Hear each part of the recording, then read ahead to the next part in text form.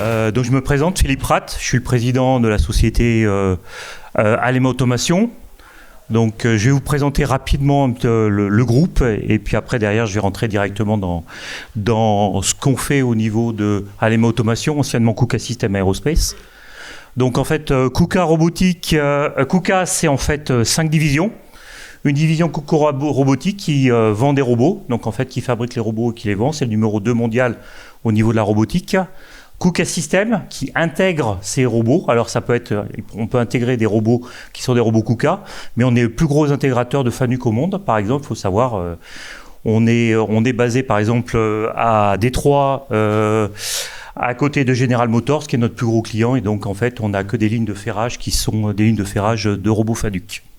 Puisqu'anciennement FANUC s'appelait GMF, pour ceux qui le savent, et c'était General Motors FANUC. Voilà. Donc après derrière on a 2 divisions qui s'occupent en fait de la partie logistique qui s'appelle Swisslog et Swisslog Healthcare. Donc bon, je rentrerai pas dans le détail, mais celle-là ne travaille pas du tout dans l'aéronautique.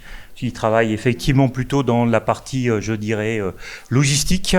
Et après, on a une division qui s'occupe de la Chine, entre autres sur la partie électronique, et sachant que le marché asiatique est le plus gros marché mondial au niveau de la robotique, en termes d'expansion.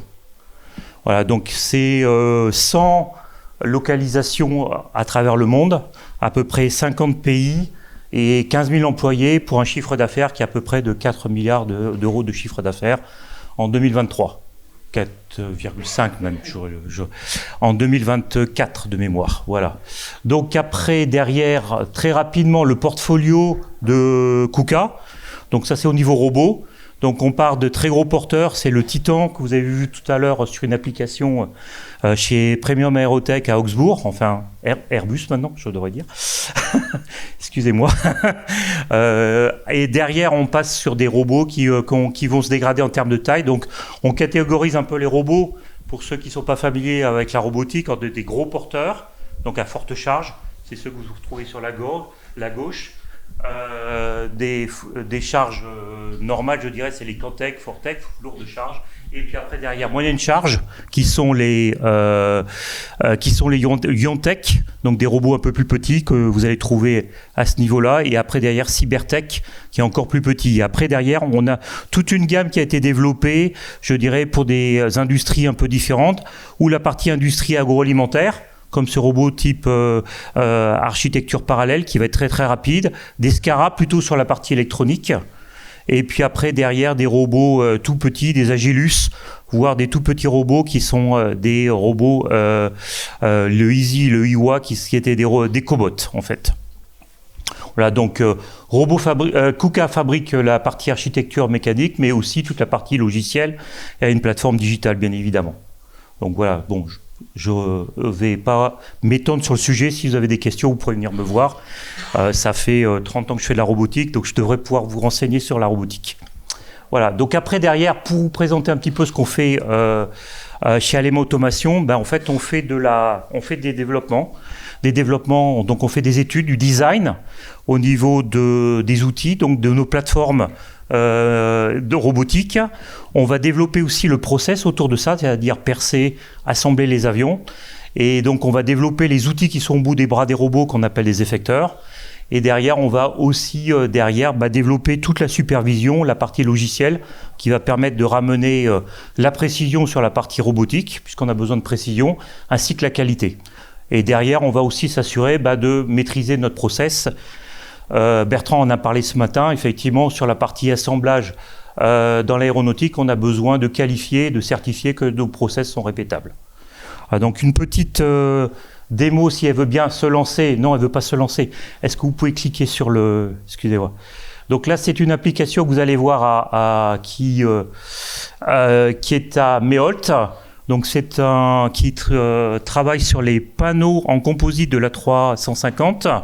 Donc vous avez des robots qui vont travailler de côté extérieur et côté intérieur.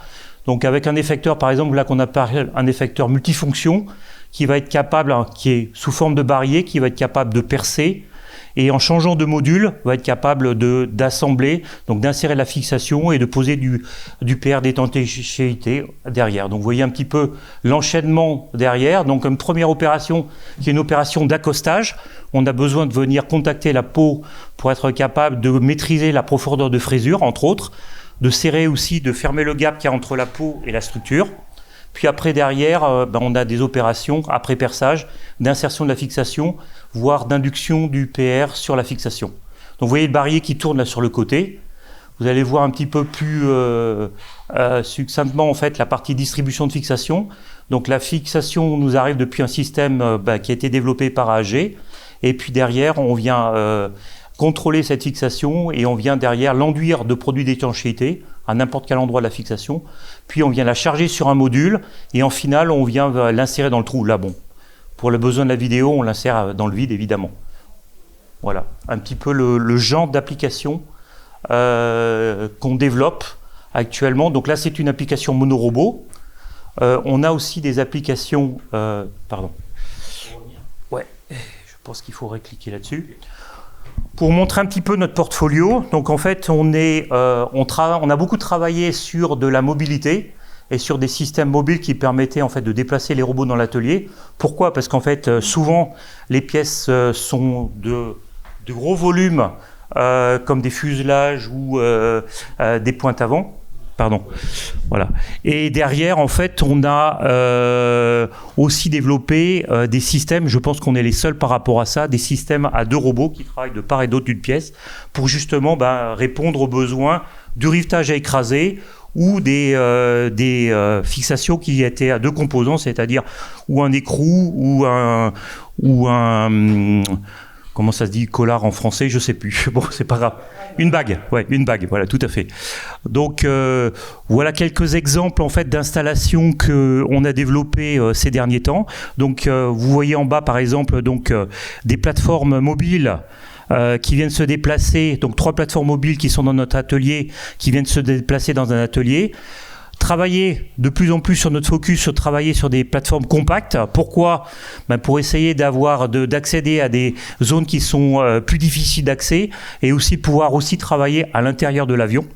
Donc effectivement, donc, qui nécessite d'avoir des robots plus légers et d'avoir des effecteurs qui sont plus légers aussi. Et derrière, on a travaillé aussi sur de la cobotique. Entre autres, on a développé avec le CEA un principe qu'on appelle Cobomanip qui permet de déplacer des fortes charges à 0 gravité, mais qui permet aussi derrière de positionner de façon très très précise la pièce en position finale. Donc quelques petites vidéos par rapport à ça. Donc sur la partie... ça, c'est pour montrer un peu les tendances vers quoi on s'oriente actuellement. On a une tendance à s'orienter vers des plateformes beaucoup plus petites et beaucoup plus compactes, avec des effecteurs beaucoup plus petits. Donc là, vous voyez un effecteur qui est de perçage seul, qui est en fait qu'on appelle CASI pour Kuka Compact, un effecteur, qui est sur une plateforme mobile toute petite, puisqu'en fait, elle fait moins de 2 tonnes. Enfin 2 tonnes plus exactement. Et derrière, en fait, on a développé en fait l'architecture au niveau de ce contrôle-commande qui est entièrement intégré au niveau de l'armoire du robot. Donc on a les principes en fait de cette technologie, c'est de pouvoir changer en automatique nos outils, comme vous pouvez le voir là, et être capable derrière de faire de la vision et derrière de pouvoir calibrer de façon automatique cet ensemble-là, tout en pouvant se déplacer de façon très très mobile. Donc on a des roues électriques qui nous permettent d'amener de la mobilité, d'être capable de venir sur différentes positions dans l'atelier. A contrario, on a aussi travaillé sur, toujours dans des questions de mobilité et aussi sur des cadences qui deviennent de plus en plus importantes, par exemple chez Airbus. Là, vous avez une application qui vient travailler, qui vient faire du perçage avec des systèmes de C.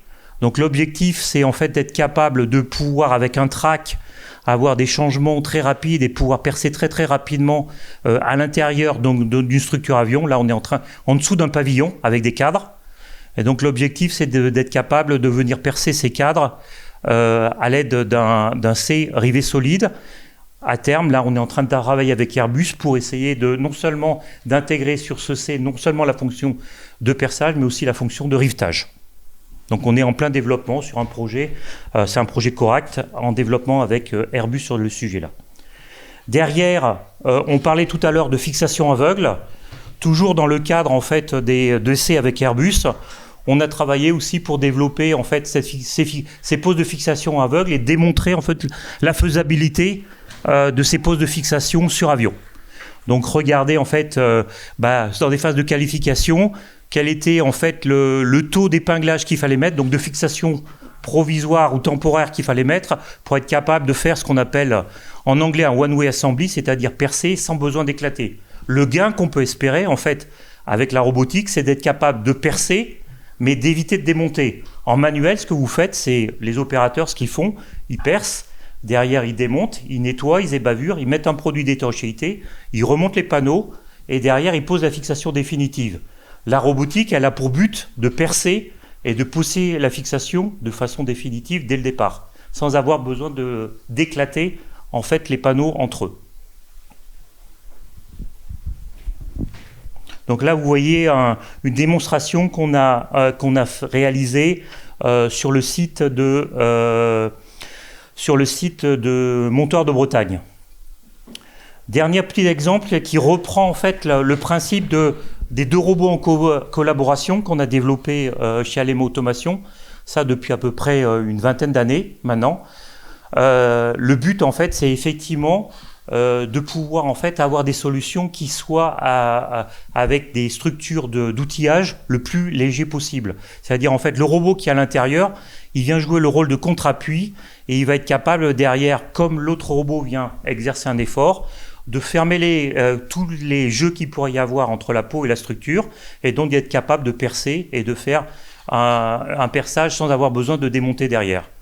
Donc en plus, nos systèmes ils sont équipés de coupleurs, ce qui nous permet de changer d'effecteur et pourquoi pas d'avoir des effecteurs par exemple qui sont des framers là, qui nous permettent de percer aussi les cadres. Donc là on avait un framer, c'était l'ancienne génération qui était beaucoup plus grosse, toujours à Meholt chez Airbus.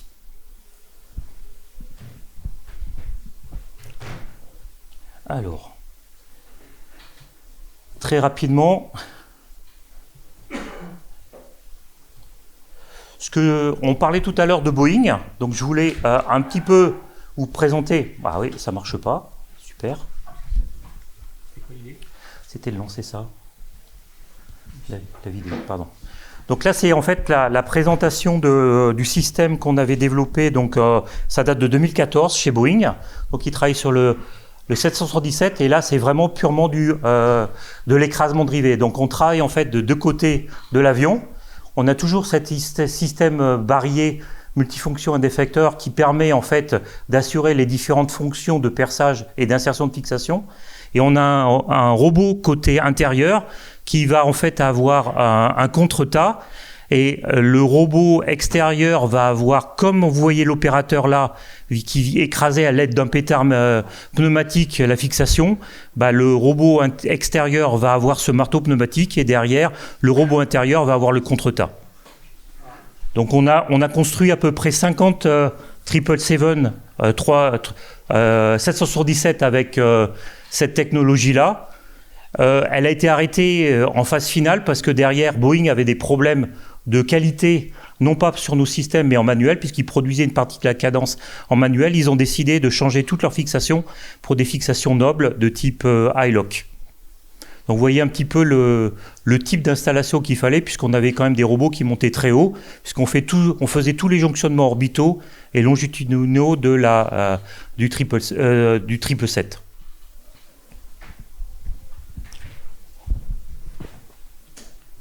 Donc, ce qui nous a amené derrière à continuer à développer cette technologie qu'on a mis en œuvre, donc, comme vous pouvez le voir, à Meholt, sur les pointes avant 350, mais aussi chez Dassault. On a plusieurs installations chez Dassault qui travaillent du rivet solide, rivet écrasé, donc qui permettent effectivement sur les panneaux Falcon de pouvoir percer et assembler.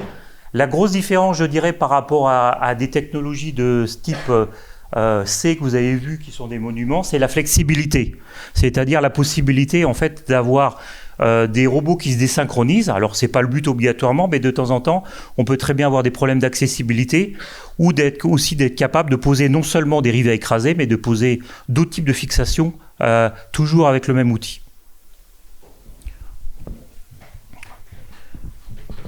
Toujours dans la même lignée, en fait, toujours en C rivets solides, on a aussi développé en fait une technologie où on manipulait en fait des pièces avec des robots et on les positionnait à l'intérieur d'un C de rivets solides.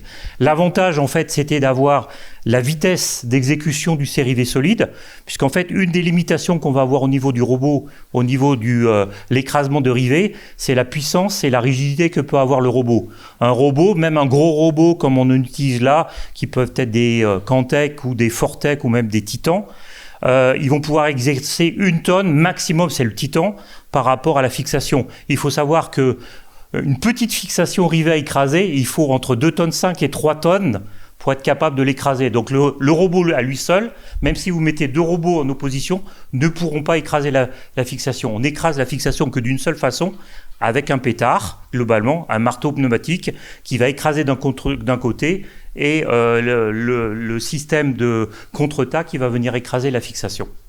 Donc là, par contre, si vous avez un gros C rivet, hydrauliquement ou électriquement, vous allez pouvoir être capable de l'écraser et à ce moment-là, le robot il va uniquement servir à manipuler la pièce de façon à pouvoir derrière et donc gagner sur le temps de cycle. Donc on va réaliser les opérations, en fait l'effecteur qui était mobile, qui était porté par le robot, là il est fixe et on porte la pièce, on appelle ça une pièce portée au niveau robotique. Donc là vous avez une juste petite dernière vidéo pour vous montrer l'exemple de ce qui est fait. Ça c'est chez Saab. C'est sur la partie, alors vous ne verrez pas obligatoirement la pièce, mais donc en fait ça nous permet aussi de charger de façon automatique. C'est un peu comme ce qu'on a fait aussi sur Premium Aerotech et Airbus Augsbourg. Donc c'est une ditching board d'or d'A321. Donc on prend cette porte-là et derrière on va venir en fait la positionner. On a la possibilité de changer en fait le contre-appui qui est embarqué par le C-driftage. Et derrière, en fonction de différentes accessibilités, puis après, derrière, de venir percer et de poser les fixations.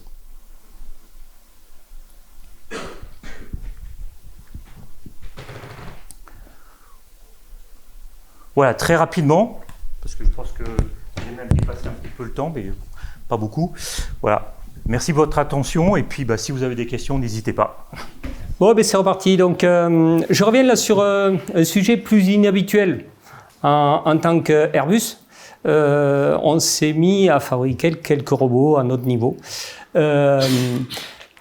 Premièrement, comme je vous l'ai dit ce matin, on a racheté la compagnie MTM qui est devenue Airbus Robotics,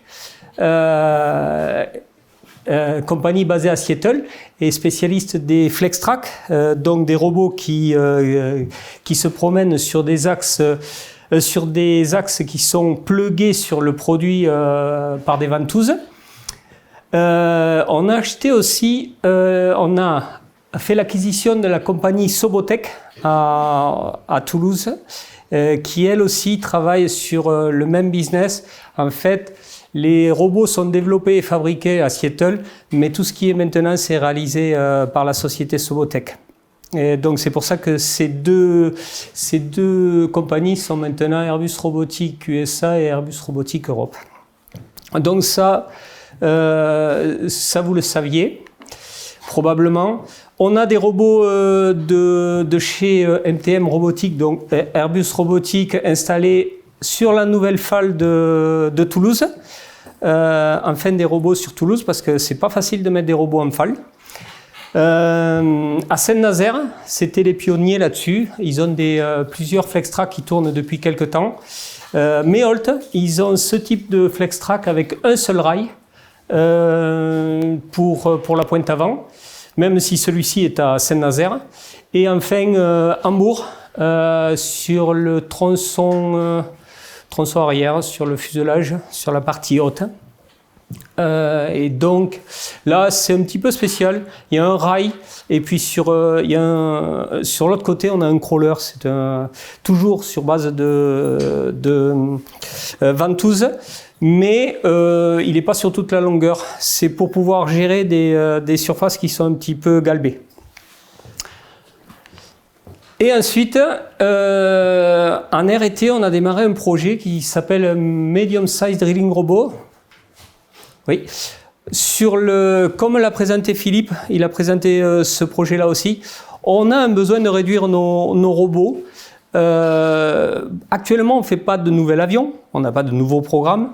Par contre, on a un ramp-up important sur la 320. Et on a déjà installé des gros robots de chez KUKA ou Broadjet ou Electro Impact ou Loxine, comme ça je les ai tous cités. Mais ce sont des gros robots assez massifs et c'est pas évident de les mettre sur des lignes d'assemblage existants.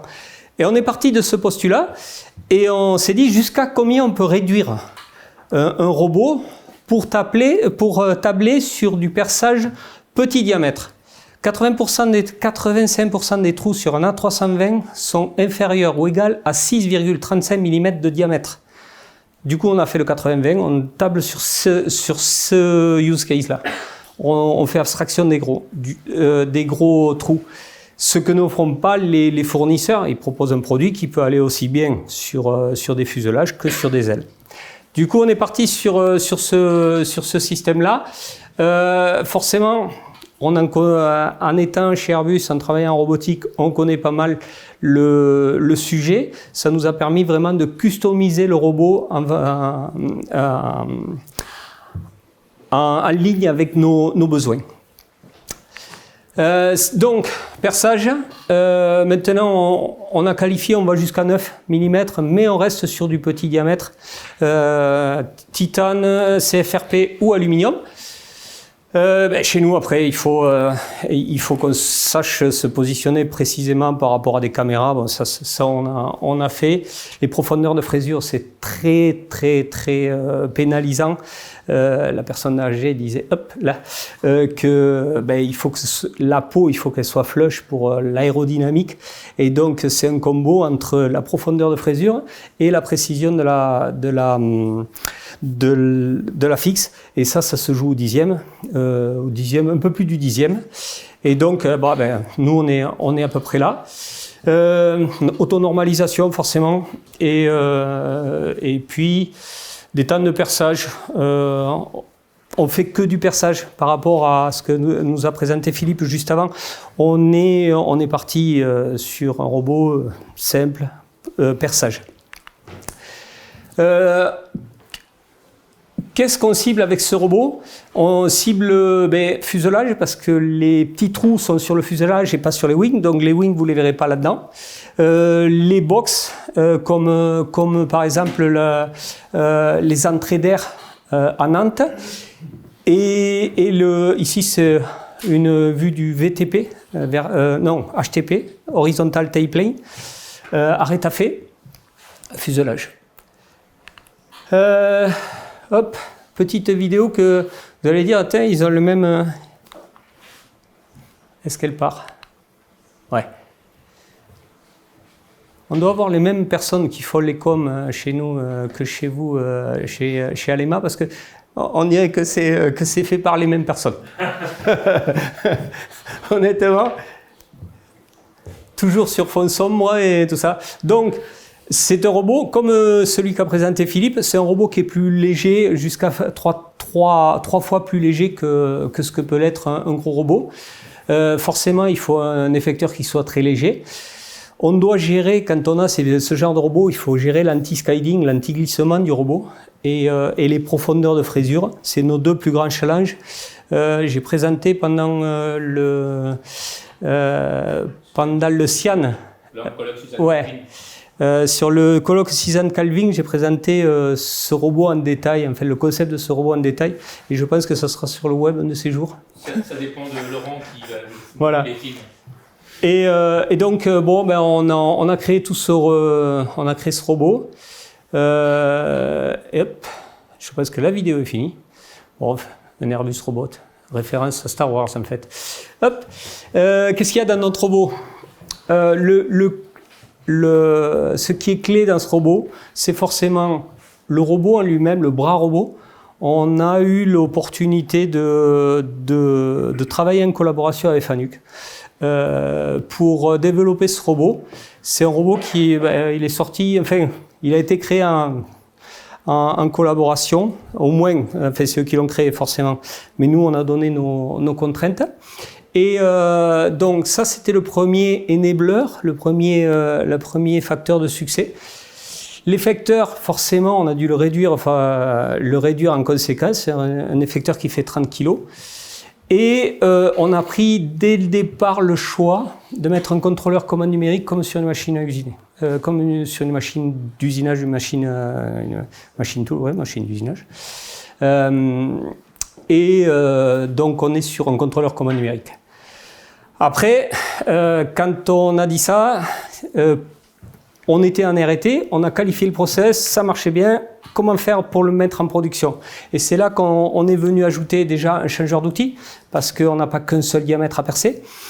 On a ajouté un coupon de test, parce qu'il faut qualifier, nous on doit qualifier, avant de faire un trou sur l'avion, on qualifie, on est sûr que le bon diamètre, le bon outil, la bonne profondeur de frésure. Après, ici, on a mis des zones de calibration. On check avant chaque pièce, on check tous les capteurs de l'effecteur pour être sûr que tout marche bien. Et tout ça, on a travaillé en collaboration avec Meholt et c'est eux qui nous l'ont apporté. Ils nous ont fait grandir plus vite et on les remercie pour ça. Et c'est à peu près tout. Bon, forcément un aspirateur et puis un système de microlube parce que on n'a pas encore qualifié partout un perçage à sec. Hop. Les photos. Ce robot est maintenant sur le site de Meholt. Il est en production. C'est un robot R&D, donc il est juste en test production. On a fait déjà 50. Là, c'est la bavette. En fait, on appelle cette pièce la bavette qui est fixée, qui est juste sous le pare-brise de l'avion, en fait. Et on perce 350 trous, je crois, de mémoire, du 4.1 au 6.35. Et le robot marche très bien. Ça se passe très bien. Voilà quelques photos. L'effecteur sur la droite. L'IHM, on est parti du postulat, et je pense que tous les intégrateurs me donneront raison. Vous pouvez avoir le meilleur robot du monde. Si vous avez un IHM qui n'est pas bon, l'opérateur vous dira « j'aime pas cette machine ». Et du coup, on a fait un IHM Canon. Ils aiment la machine. C'est beau ça. Mais c'est vrai. Et lui, il passe sa vie en face de la machine. Nous, on y passe juste le temps de la mettre en place et tout ça. Donc voilà le robot sur place. L'équipe, on est 5 à développer. Et puis la personne au centre, c'était notre expert perçage là-dessus. Et on a maintenant donc le robot est sur site, il fait des tests et on a 4 contrats pour le dupliquer. C'est tout. On passe outre-Atlantique en l'occurrence là pour la petite présentation. 3 mots sur Brodge Automation. Donc, on est leader mondial sur des lignes d'assemblage aéronautique. C'est vraiment notre cœur de métier, c'est d'assembler l'aérostructure. C'est le job. On fait partie des rares groupes mondiaux, mais il y en a d'autres ici qui peuvent faire un assemblage de lignes d'assemblage, une FAL complète, avec bien sûr les partenaires adéquats. Et l'idée, c'est que aujourd'hui, on se cible sur le riftage. Donc, je vous présente principalement les solutions riftage Brodge, puisque le cœur de métier de l'activité Brodge, c'est depuis 40 ans de faire du riftage. On vient du riftage au départ. Donc la plupart des partenaires qu'on a donc sur le monde entier, puisqu'on a travaillé sur l'ensemble des programmes, on a coutume de dire qu'il y a pratiquement aucun avion commercial qui vole sans avoir au moins une pièce avion qui a été assemblée par nos machines. Donc on va voir des exemples. Alors je passe rapidement parce que je ne savais pas qu'il y avait toutes ces explications avant sur le riftage. Je pense que la formation au riftage et les explications rapides de BA Academy, on va passer rapide. Bon, le riftage, vous avez bien compris le principe. Vous le connaissez sans doute aussi bien, sinon mieux que moi. L'idée, c'est que bon, il y a différents types de rivets, on l'a déjà dit, en fonction des différentes zones. J'ai choisi simplement de vous présenter quelques applications. Bon, en l'occurrence, là, on est sur des rivets à bagues, donc les lock bolts. Voilà une machine. Donc là, typiquement, je vous présente l'effecteur, puisque notre cœur de métier, c'est de faire vraiment les effecteurs terminaux. Après, si besoin, on développe plus. En l'occurrence, là, c'est un effecteur qui est basé sur une base Cobot Universal Robot, mais ce qui nous intéresse, c'est uniquement le process. Donc vous voyez, il positionne, donc à l'intérieur, on a un chargement automatique de bague.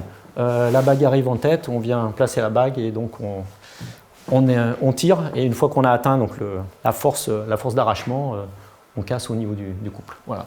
Même principe, mais là cette fois-ci avec un cobot dédié sur la partie mastic. On en a peu parlé tout à l'heure, mais effectivement c'est un point important.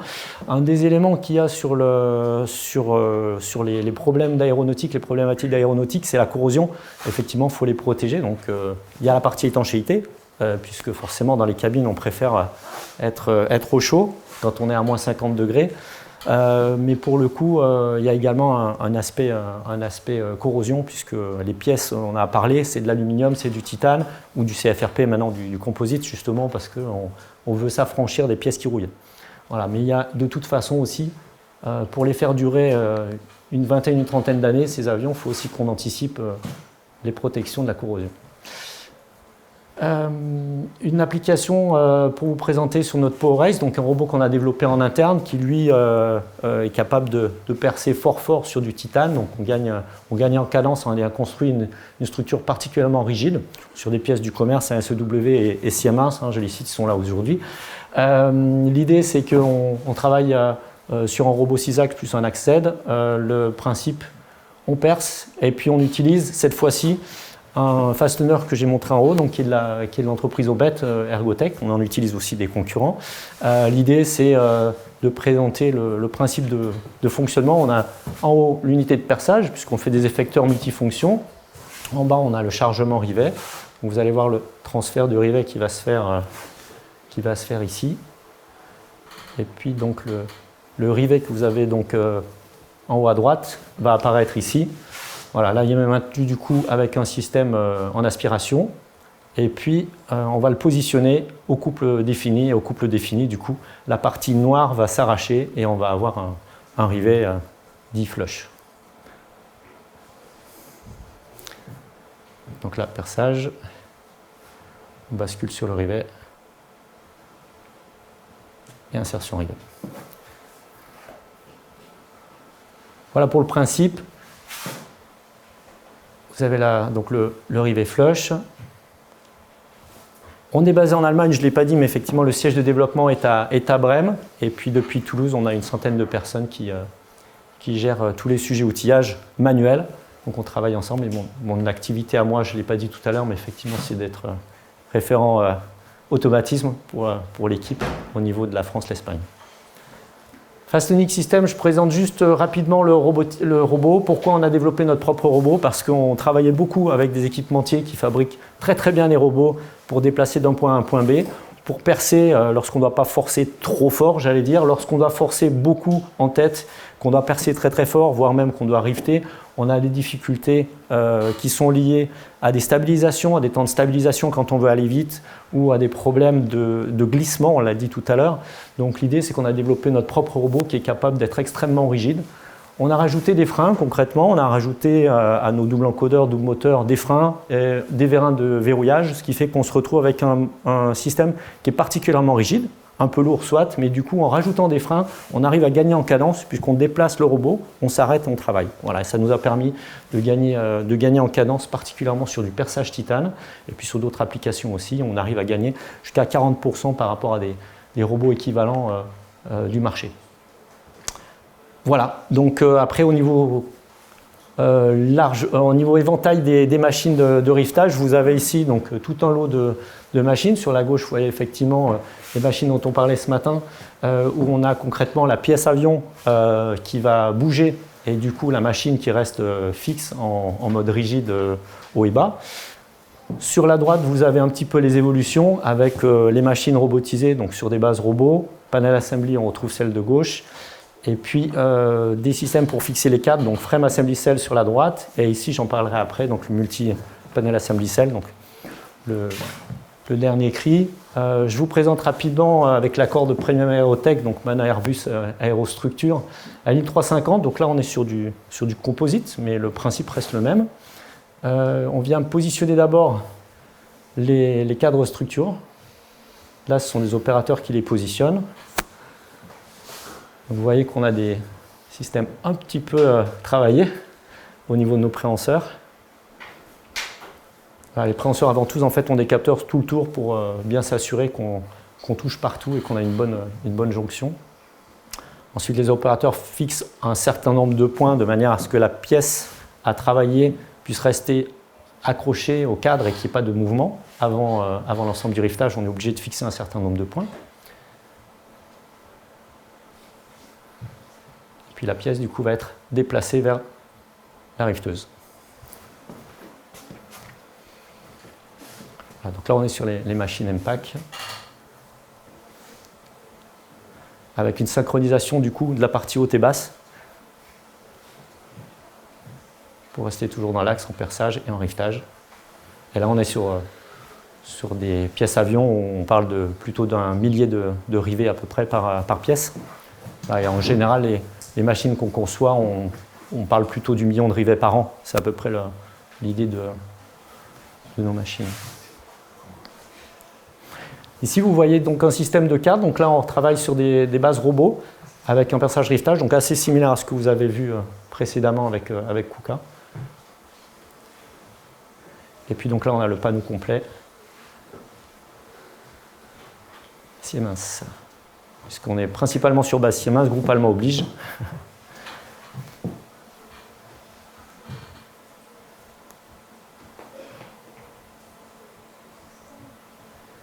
Voilà pour cette présentation. Quelques mots du coup sur le multi-panel assembly cell. Donc l'idée, c'est qu'on a développé un nouveau système qui est sur une base de portique country. Sur ce système-là, on a donc, comme je disais, une synchronisation haut et bas, avec une possibilité de tourner. Donc pour faire des pièces qui sont vraiment semi-tubulaires, on a la capacité de pouvoir les faire quasiment depuis le sol. On peut travailler beaucoup plus bas que sur les machines précédemment présentées.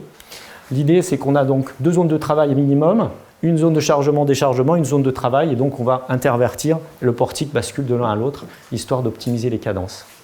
La maintenance, du coup, est facilitée, on peut la faire depuis le sol, les entretiens aussi, et puis on a des effecteurs terminaux, comme vous le voyez, qui sont relativement conséquents, multifonctions, avec bien sûr perçage, rivetage, dépose de mastic, en fonction des besoins. Voilà. Et là, donc, on a surtout toute la partie vision qui va nous permettre de vérifier les performances de désaffleurement. Et derrière, un processeur qui va nous contrôler l'ensemble. Vous voyez les points rouges, ça veut dire les points où on a eu des défauts. Soit les rivets avaient des défauts, soit les perçages avaient des défauts. L'outil, par exemple, a été conservé trop longtemps. Tous ces points-là, du coup, nous permettent potentiellement d'arrêter en cours de cycle et d'avoir l'information dès le départ qu'on a eu un défaut de qualité, ce qui fait qu'on optimise le travail des opérateurs et on anticipe les problèmes de qualité s'il y en a. Voilà. Là, on est sur une partie virtual commissioning. Donc l'idée, c'est qu'avant même de concevoir la machine, on commence à travailler sur nos bases avec nos structures de machines standards. On vient tester les pièces avions et on fait des pré-tests anti-clash pour s'assurer qu'on n'aura pas de problème lorsqu'on va utiliser la machine. Donc avant même d'avoir conçu la machine, on connaît déjà le design avant qu'elle soit assemblée. Voilà. Je vais glisser quelques mots sur la partie digitale. Oui, je remontre, oui, simplement. Donc voilà le style de machine qu'on réalise aussi. Donc là, c'est vraiment très dédié, donc outre-Atlantique, où on a une machine qui a donc une structure intérieure, une structure extérieure. Donc on vient percer rifter de l'extérieur. Et le point central, en fait, permet d'avoir donc la boutrolle, le point d'appui interne. Donc c'est des machines relativement conséquentes, mais extrêmement efficaces. un petit point sur la digitalisation. Je vais laisser parler ma collègue Viviane. J'espère que le son est bon. Non, il n'est pas bon. Bon, ben, du coup, c'est pas grave. Alors, on va recommencer. Est-ce que je vais y arriver? Si. Du coup, l'idée, c'est qu'on a développé beaucoup de systèmes technologiques, principalement, donc on a travaillé beaucoup sur les jumeaux numériques, c'est la principale activité qu'on a réalisée. Et puis, comme on est vraiment dédié sur le rivetage, on a réalisé des trames, donc qui sont basées base CATIA, donc pour la partie virtuelle. On a également donc toutes les trames avec chaque trou, on sait exactement quel diamètre, quelle profondeur, quel type de rivet on va positionner, quel type d'attachement, s'il y aura du PR, donc du mastic ou pas, de manière à avoir en gros un cycle de fonctionnement. Et notre logiciel qu'on a développé, donc c'est un logiciel offline mais qu'on peut aussi utiliser online, qui va nous permettre d'optimiser le cycle de fonctionnement des machines. Donc là on voit sur le PowerAce, cette fois-ci là on est sur le MPAC, donc deux types de robots aérospace qu'on a développés. Et on va voir un peu plus tard du coup voilà, les programmes qu'on développe, donc, qui sont sur base Siemens comme je l'avais dit, et puis un programme propre qu'on a développé en interne Brugge pour optimiser du coup les cadences, pour optimiser les cycles. Et en fait, on en a déduit tous les temps de mouvement, donc quand on veut changer d'un point à un autre, combien de temps on met d'un axe à un autre et ainsi de suite, ce qui fait qu'on optimise les cycles. Et on a utilisé donc notre système pour optimiser les cycles de cadence. Pour changer d'une pièce gauche à une pièce droite, par exemple, on optimise la symétrisation. Et puis ça nous permet du coup de dupliquer ces systèmes-là. Bien sûr, sur l'aéronautique, là vous voyez un passage où on est en train de faire le cycle type, où on va utiliser toujours le même système de perçage. Et notre logiciel va nous permettre de réfléchir au meilleur chemin, puisque quelquefois, le meilleur chemin, c'est de changer d'outil, de rester sur la même zone. D'autres fois, au contraire, c'est de rester sur le même outil tout le temps, et puis de faire tous les cycles, et ensuite de passer à un autre outil. Voilà. Donc le logiciel calcule le meilleur chemin en fonction des applications demandées. Voilà, donc de nouveau un type de simulation, comme on l'a montré tout à l'heure. Le principe de la MPAC, c'est qu'en gros, vous voulez rajouter de la cadence, vous rallongez le rail et puis vous mettez plus de pièces les unes à côté des autres et le portique a juste à se déplacer. Voilà, donc nous, on a beaucoup travaillé ce système-là avec un principe de backbone, en gros, ce qu'on appelle le backbone, la colonne vertébrale du système, c'est qu'en fait, on travaille sur le logiciel numérique, on travaille avec les données réelles et avec les données numériques, ce qui fait qu'au fur et à mesure de l'avancement des pièces, on a les informations de la pièce réelle par rapport à la pièce théorique, et on vient compenser au fur et à mesure de l'utilisation la position, ce qui fait que si pour X raison on a un problème en cours de cycle, on s'arrête au moment où on a le problème, et on peut reprendre exactement là où on s'est arrêté, ce qui est malheureusement pas toujours le cas.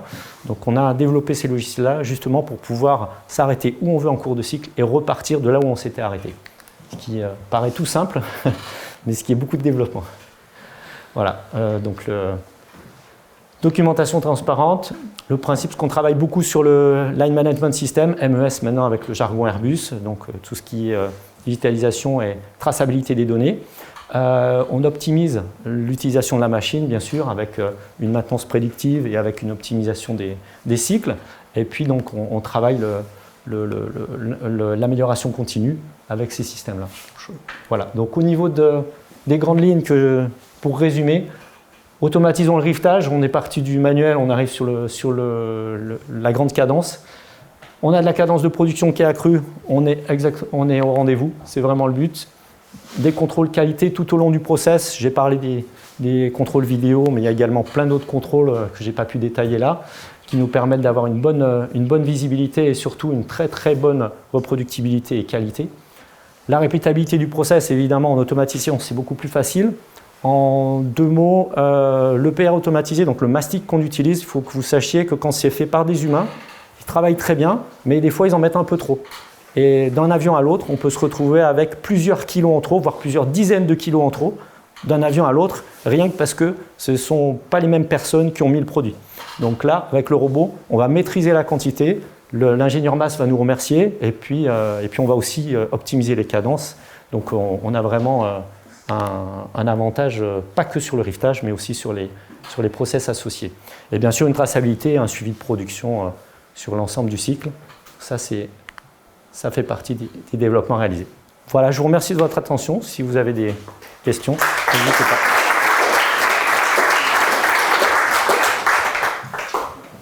Bonjour à tous. Donc, Jérémy Ferrer, société Electro-Impact.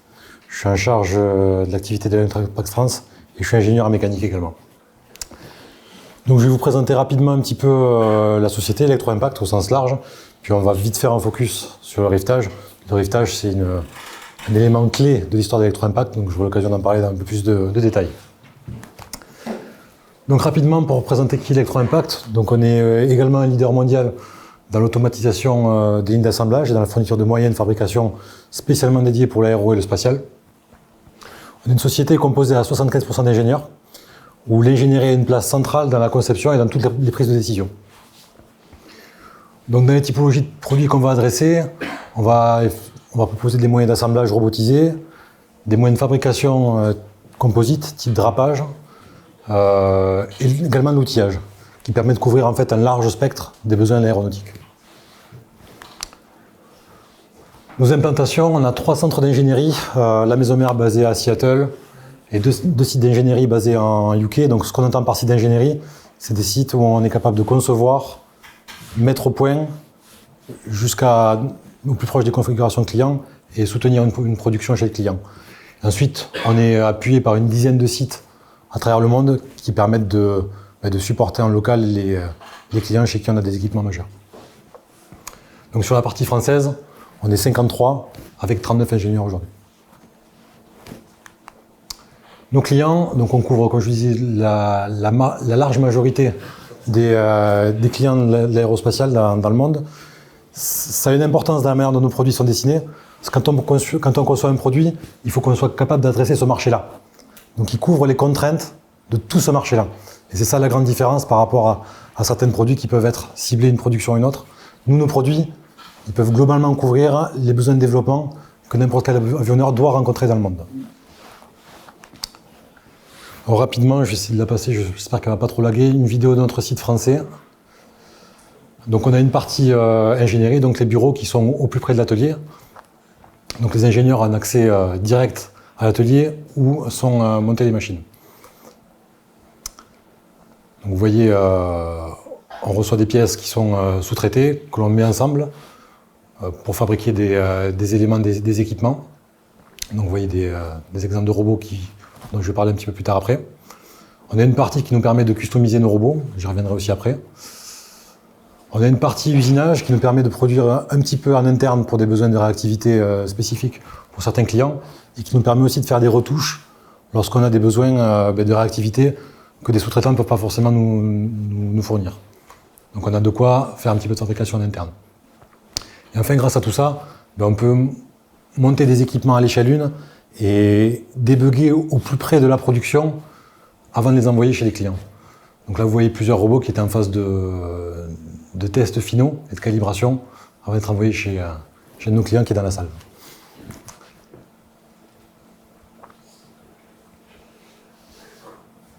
J'espère que la vidéo ne vous donne pas le tournis.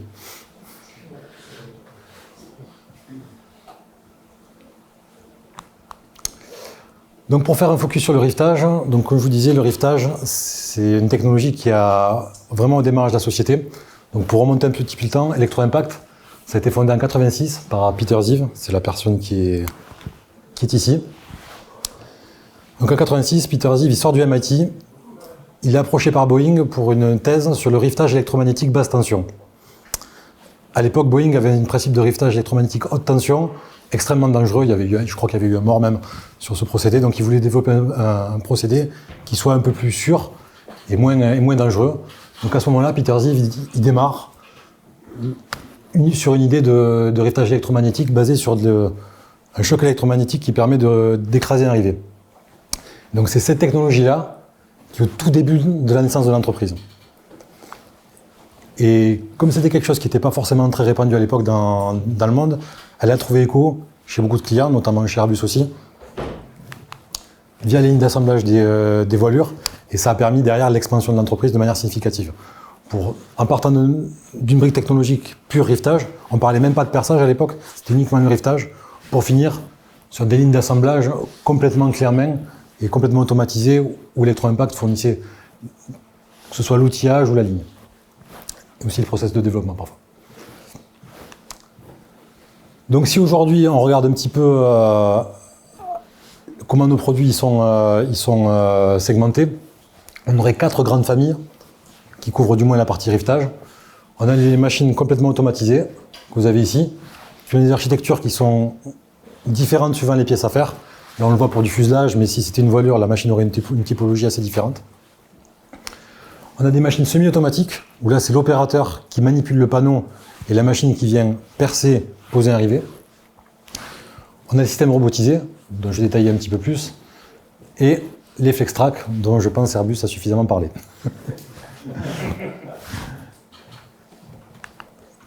Donc si on devait regrouper, disons, ces familles en 2 grandes familles, les machines que vous avez plutôt sur la gauche, elles vont plutôt servir à installer des rivets à écraser, parfois des fixations de type bolt avec une bague en face, mais leur première utilisation c'est quand même le rivet à écraser. Là où les autres, une faute d'orthographe, c'est plutôt pour des fixations de type également bolt, également rivet temporaire ou fixation aveugle. Donc on parle du rivetage. Le rivetage c'est un procédé, si on le synthétise un petit peu, qui a vocation de sortir une fixation, mais s'intègre dans un procédé qui est un peu plus large. Allez-y. Il s'intègre dans un procédé d'assemblage qui, lorsqu'il est utilisé de manière complète, s'appelle le one-way assembly, donc l'assemblage sans éclatement. Comme mes confrères l'ont un petit peu mentionné, le vrai bénéfice de l'automatisation, au-delà uniquement le temps de cycle et la reproductibilité, c'est de supprimer des opérations manuelles de dégroupage des panneaux. Dégroupage qui est une opération manuelle, derrière il faut ébavurer, nettoyer et regrouper. Donc l'automatisation elle permet de couper toutes ces opérations pour gagner en productivité. Donc si on regarde un petit peu ce que c'est qu'un procédé one-way, du moins de la manière dont on l'entend, donc on a un effecteur qui va venir clamper une pièce. Donc cette phase de clampage est extrêmement importante parce qu'elle permet de comprimer les tôles et de supprimer le jeu intertôle et le risque d'aller mettre du copeau entre les tôles. On va avoir l'outil qui va venir percer. On a une opération de contrôle du trou où on va venir palper, mesurer le diamètre du trou et également l'épaisseur des tôles, ce qui est une importance cruciale dans la fixation qui vient derrière. Et ensuite appliquer la fixation. Donc ça c'est le procédé one-way comme on l'entend et qu'on peut faire en robotisation. Donc pour appliquer ce procédé, il y a plusieurs challenges que l'automatisation et la robotique doivent pouvoir lever. Le premier, c'est la précision de positionnement. L'aéronautique, la grande particularité de l'aéronautique, c'est qu'on a des précisions de positionnement qui sont importantes parce qu'elles rentrent directement dans la certification de l'avion et dans le calcul. Donc on doit respecter une tolérance vis-à-vis d'un bord de tôle qui a été le cas de calcul de l'avion. Et la particularité, c'est que l'aéronautique, les pièces sont grandes, les défauts peuvent être importants et on ne peut pas se fier sur la précision pure du système. On est obligé de venir se recaler dans l'espace sur des points d'intérêt. Donc précision de positionnement qui est importante. Maîtrise du clampage. Le clampage il est très important dans le process parce que c'est ça qui permet d'assurer qu'il n'y ait pas justement de jeu entre les tôles lorsqu'on vient percer qui pourrait créer de la bavure ou venir mettre des copeaux. La qualité du perçage. La gestion des épaisseurs. Des grandes difficultés, notamment dans le composite, c'est de maîtriser l'épaisseur des tôles. Alors sur le métallique, c'est plutôt bien maîtrisé, mais dans le composite, vu que c'est pas le même procédé de fabrication, on a des épaisseurs qui peuvent varier. Et de connaître en fait l'épaisseur réelle de la tôle, ça permet de directement sélectionner le code longueur de fixation qui va correspondre à l'application. Autre aspect, mes collègues en ont parlé aussi, la pose de mastic d'étanchéité. Le mastic d'étanchéité, ça n'a pas été fait pour être automatisé, donc l'automatiser, c'est un réel challenge. Et enfin, la pose de la fixation. Donc la réponse à cette problématique, le produit qu'on a proposé, c'est un produit qui s'appelle l'Accurate Robot. Donc pourquoi Accurate ? Donc l'idée de base, ça a été de prendre la logique des premières machines qui avaient été développées par Electro-Impact et de les transposer sur un robot. Donc le premier volet, c'était pouvoir avoir le degré de customisation que l'on souhaitait pour maîtriser les opérations. Donc ce que l'on a fait, c'est qu'on a retiré l'armoire de contrôle du robot pour mettre une commande numérique, Siemens dans ce cas-là, qui est le seul cerveau du système, donc qui pilote à la fois la partie robot, les axes et aussi l'effecteur. Donc ça permet d'avoir tout qui est regroupé au même endroit. Donc d'un point de vue maintenance, d'un point de vue pilotage, c'est beaucoup plus facile. Ce que ça a permis aussi, via l'ajout de double codeur, c'est d'améliorer la précision de positionnement. Donc on a plusieurs étapes, l'ajout de double codeur, des calibrations spécifiques et des algorithmes d'anti-glissement, mais qui nous permettent de garantir une précision de positionnement sur pièce à 0,25. Donc ça, c'est quelque chose qu'on garantit dans un environnement de production et sur lequel on est confiant. Donc cette technologie-là, elle a été inventée en 2013, elle a été brevetée, donc c'est pas quelque chose qui est tout nouveau. Et on a aujourd'hui à peu près 200 robots dans le monde qui possèdent cette technologie et qui travaillent dans l'aéronautique. Pour couvrir les autres éléments que je vous ai présentés du process, il faut que l'effecteur embarque toutes les fonctions nécessaires. Donc notre logique, c'est d'avoir des outils process qui ont une certaine indépendance et que l'on peut customiser en fonction des applications. Donc on va avoir des outils process. Donc le premier, la broche qui va permettre le perçage, un système de contrôle, ce qu'on appelle le hall probe, la vision qui va venir relocaliser le robot dans l'espace, et enfin le système d'insertion et de fixation. Donc vous voyez un cycle complet, donc avec l'effecteur qui est en train de travailler. Donc d'abord le perçage, la mesure, et ensuite la pose de la fixation. Donc grâce à ça, ça nous permet d'avoir un produit qui est très versatile et puis qui peut couvrir de nombreuses fixations parce qu'en fait, on peut juste customiser la partie que l'on a besoin.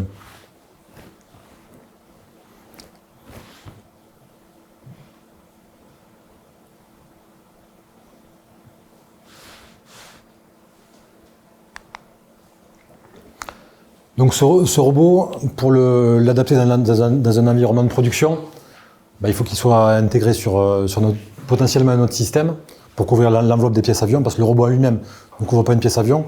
Donc il y a plusieurs typologies, soit des robots qui se déplacent sur des axes linéaires, un peu comme sur une machine-outil, soit des robots qui sont déplaçables.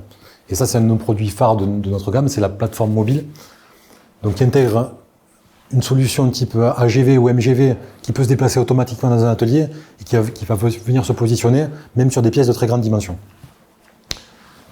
Donc bon, c'est un système qui peut fonctionner de manière autonome et qui possède un changeur d'outils, un système d'amenage de fixation, une aspiration et un pupitre de commande. Donc ça, c'est des choses qui sont également customisables, même si ça vous voyez un produit type, mais en fonction des contraintes d'atelier, on est capable de complètement changer les dimensions pour s'adapter à des cas spécifiques. Il n'y a pas une usine qui se ressemble, donc il faut avoir une certaine souplesse dans ce que l'on propose. Donc là, je vous ai parlé plutôt d'une approche où le robot embarque les fonctions process, type effecteur. Là, je vais vous montrer une autre application où on se sert de la même logique de briques technologiques, de robots de précision et de commande numérique, qui a un seul cerveau pour le prendre différemment, et là, manipuler la pièce avec le robot.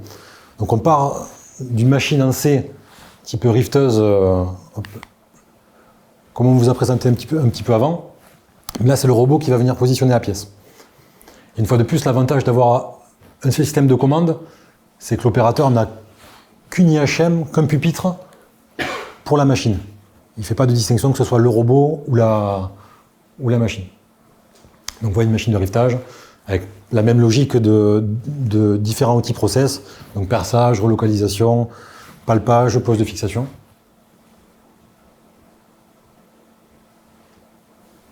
Mais là où cette fois-ci la pièce est manipulée par un robot. Donc le robot comporte un changeur d'outils, ce qui fait qu'on peut prendre des cadres et des pièces différentes. Comme si c'était quelque part un petit peu un centre d'usinage. Donc vous voyez une opération typique de riftage. Donc la spécificité de cette application, c'est qu'elle procède des broches de perçage en dessus et en dessous, parce qu'on a des besoins en fait de venir frésurer des deux côtés de la pièce. Donc là on a quelque part comme si on avait deux effecteurs qui étaient un vis-à-vis. Donc là vous allez voir typiquement une fonction d'arrasage à la fin où on vient raser une fixation. Donc ça, c'est une autre application, mais qui est toujours basée sur la même brique technologique de robots de précision.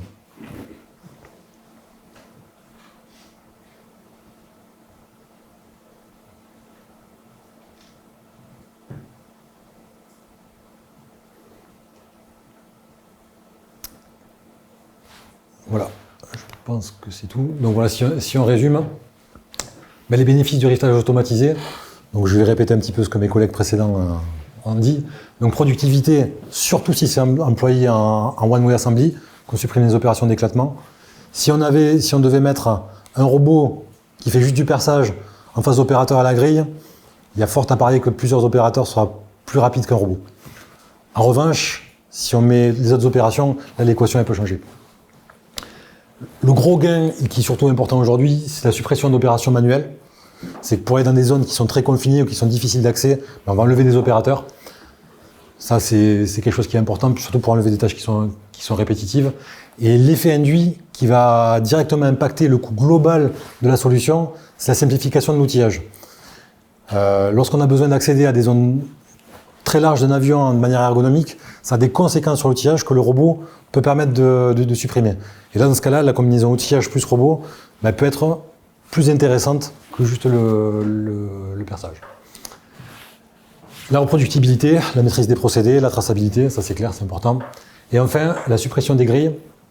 Particulièrement lors du développement d'un premier avion, les grilles, elles présentent l'énorme inconvénient d'être peu flexibles. Lorsque vous lancez un jeu de grilles, vous percez avec. Si on veut déplacer le trou, il faut changer la grille.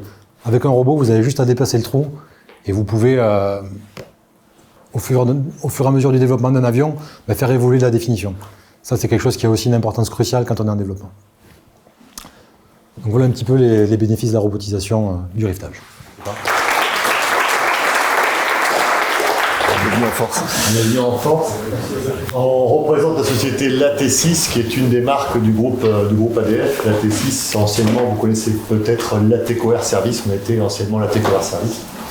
On a changé de nom et de groupe il y a 5-6 ans pour maintenant être dans le groupe ADF. Mon nom c'est Martial Delareytrie, moi je suis responsable commercial chez LAT6. Je suis accompagné de Romain Goupil qui est responsable de l'activité IA chez nous. Alors c'est pas intelligence artificielle mais c'est Industrial Automation, c'est tout ce qui est machine spéciale, automatisée, robotisée. Et Gaël Alexandre qui va présenter aussi une activité qui représente aussi l'activité de Romain en tant qu'architecte technique, donc qui a une très bonne compétence en robotique notamment.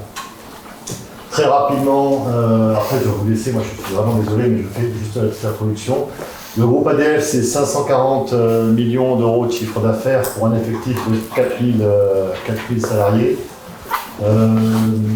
La T6, pour vous donner un peu la T6 là-dedans, la T6 c'est une centaine de millions d'euros de chiffre d'affaires pour à peu près 700 salariés. D'accord ?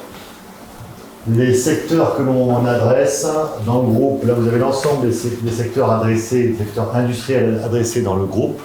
Chez la T6, nous sommes quand même très aérospatial défense, avec aussi des activités en nucléaire qu'on va vous présenter juste après.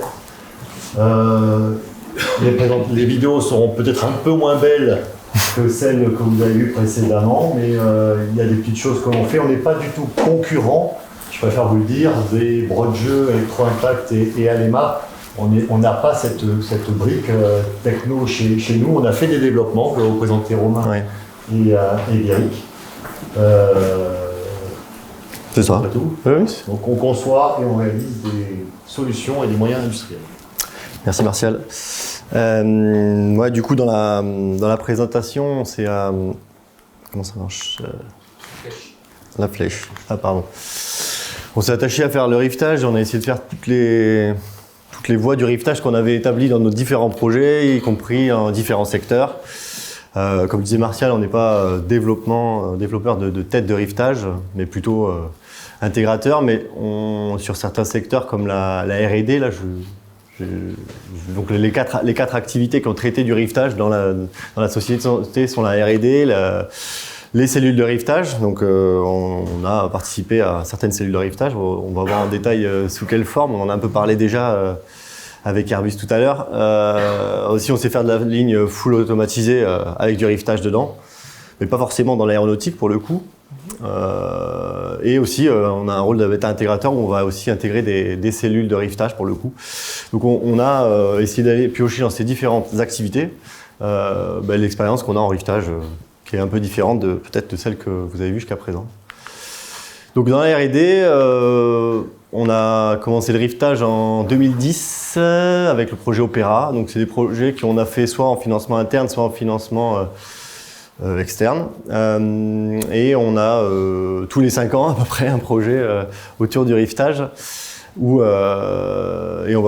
il y a un projet en 2015 qui s'appelle R2E, un projet en 2019 Ergo 10 et des projets Corac dont on ne pourra pas beaucoup parler, mais que j'évoque quand même ici aujourd'hui puisqu'ils prennent beaucoup de place dans l'atelier en ce moment.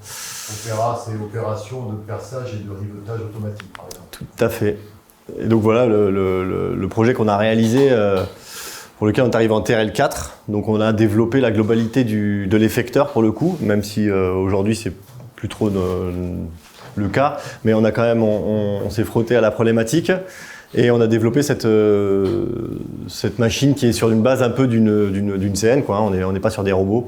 On essaye d'aligner les deux parties de l'effecteur de part et d'autre du fuselage. On se dit bien que c'est pour un fuselage. Donc on arrive en TRL4 et ça a à peu près arrêté là. Pour des raisons de financement principalement et aussi parce que est arrivée plutôt la logique de la robotique pour faire du rivetage. Vous en avez beaucoup parlé, beaucoup plus que moi. Tu peux lancer la vidéo s'il te plaît.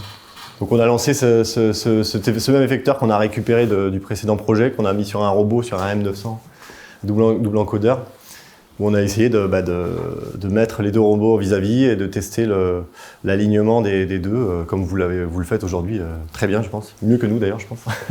Mais en tout cas voilà, on a fait ce projet-là en 2019 et pareil on arrive à un TRL4, on s'est à peu près arrêté là.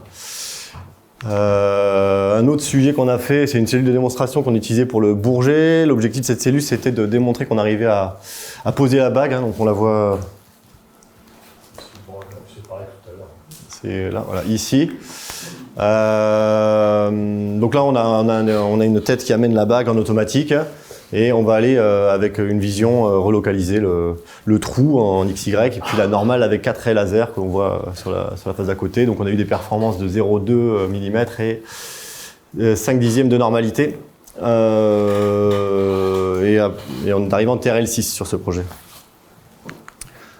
Comme je vous l'ai dit, on est sur le Corac, c'est un beau slide, il n'y a rien dessus. Non, c'est pour vous dire qu'on est sur 6 projets où on fait de l'assemblage d'avions, de panneaux avec des robots pour plusieurs sites d'Airbus. Mais bon, on ne peut pas trop en dire plus que ça, vous verrez ça au fur et à mesure. Il y a plusieurs acteurs dans la salle qui travaillent dessus, mais qui n'ont pas pu en dire beaucoup non plus. Donc je suis assujetti à la même règle, je vois. Donc ça c'était sur la partie R&D. Ensuite on a un projet, je te laisse la... Ouais, je laisse la main. Je te laisse la parole. Je te laisse peut-être faire les slides. Donc moi je suis architecte technique comme tu l'as dit Romain. Et du coup, de la même manière tout à l'heure on vous a présenté la première plateforme MSDR. Et nous, du coup, tu t'as pas spoilé, c'est la T6 qui travaille les 4 autres sujets. Si tu peux avancer, Romain, ouais. Vas-y. Les 4 autres sujets, du coup, c'est en collaboration avec l'équipe OMR. Donc, je ne connais pas l'acronyme, mais en gros, notre client est l'intégrateur interne d'Airbus et architecte totalement du programme MSDR avec les effecteurs dont tu parlais sur la plateforme. Vous êtes responsable, l'équipe OMR est responsable de l'effecteur de rivetage, du robot double encodeur, on en a parlé tout à l'heure, Et nous, on a ce rôle, on va dire, d'intégrateur, tu l'as dit, vraiment sur la partie soft, métier de perçage de rivetage, et nous, on accompagne sur tous les aspects nos compétences d'intégrateur qui sont de l'étude méca, élec. On fournit également toute la machine et les équipements, et en fait, on va prémonter déjà les cellules chez nous, chez T6. Les tester avec les équipes du coup de l'OMR et vraiment de savoir un travail collaboratif en fait qui n'est pas un fonctionnement très classique, mais nous on navigue dans ce domaine et pour vous montrer alors un exemple de réalisation, parce qu'avec Tafé on a installé il y a 2 semaines, donc j'ai caché l'effecteur tu l'as montré tout à l'heure, voilà, donc avec une sorte de robot sur un track, là c'est pour étaffer. On a en cours du coup aussi la plateforme, donc la plateforme que vous avez vu tout à l'heure, qui est le démonstrateur réalisé par l'équipe de Damien. Nous on en fait une, on va dire, qui va avoir des volontés d'être dupliquée, on va parler de Léolt, mais je pense qu'après c'est transportable. Hein. On ne va pas décrire toutes les fonctionnalités, mais elle est mue par les Tech, il y a les mêmes équipements que tu as présenté tout à l'heure. Sur Stade 2, on a des robots vis-à-vis, donc là, je ne vais pas replater pourquoi il y a des robots. Nous, on va dire, on suit les directives de notre client. On a Rétafé, je vais en parler, Ibrahim, qui est le dernier projet qui est en cours là. On est bientôt à la FDR. Donc voilà, on poursuit l'activité. Le slide d'après, c'est pour résumer qu'est-ce que c'était, on va dire, la base MSR, mais tu l'avais mis avec les flèches, donc je ne vais pas passer 3 heures sur le slide. Ce qu'il faut retenir, c'est que nous, sur chaque projet, on a toujours une base qui est la même, un robot, un effecteur, des systèmes de lube, aspiration de copeaux. Et en fait, en fonction des sites ou des projets qui sont arrivés par l'équipe OMR et Airbus, des variantes type le robot, soit il est fixe, soit c'est sur une plateforme, soit c'est un robot en vis-à-vis, soit sur un track. Et avec des spécificités qui sont liées à certaines applications où il faut des refroidissements à l'eau, des fois il y a pas de refroidissement. Donc voilà, donc c'est nous qui sommes, on est, comme tu l'as dit Romain, je te donne la main, on ne développe pas des solutions comme les collègues qui ont présenté tout à l'heure, mais on est plutôt la partie intégration derrière. Quoi. Merci Gary. Ensuite, on a aussi la casquette d'intégrateur de lignes d'assemblage full automatisé.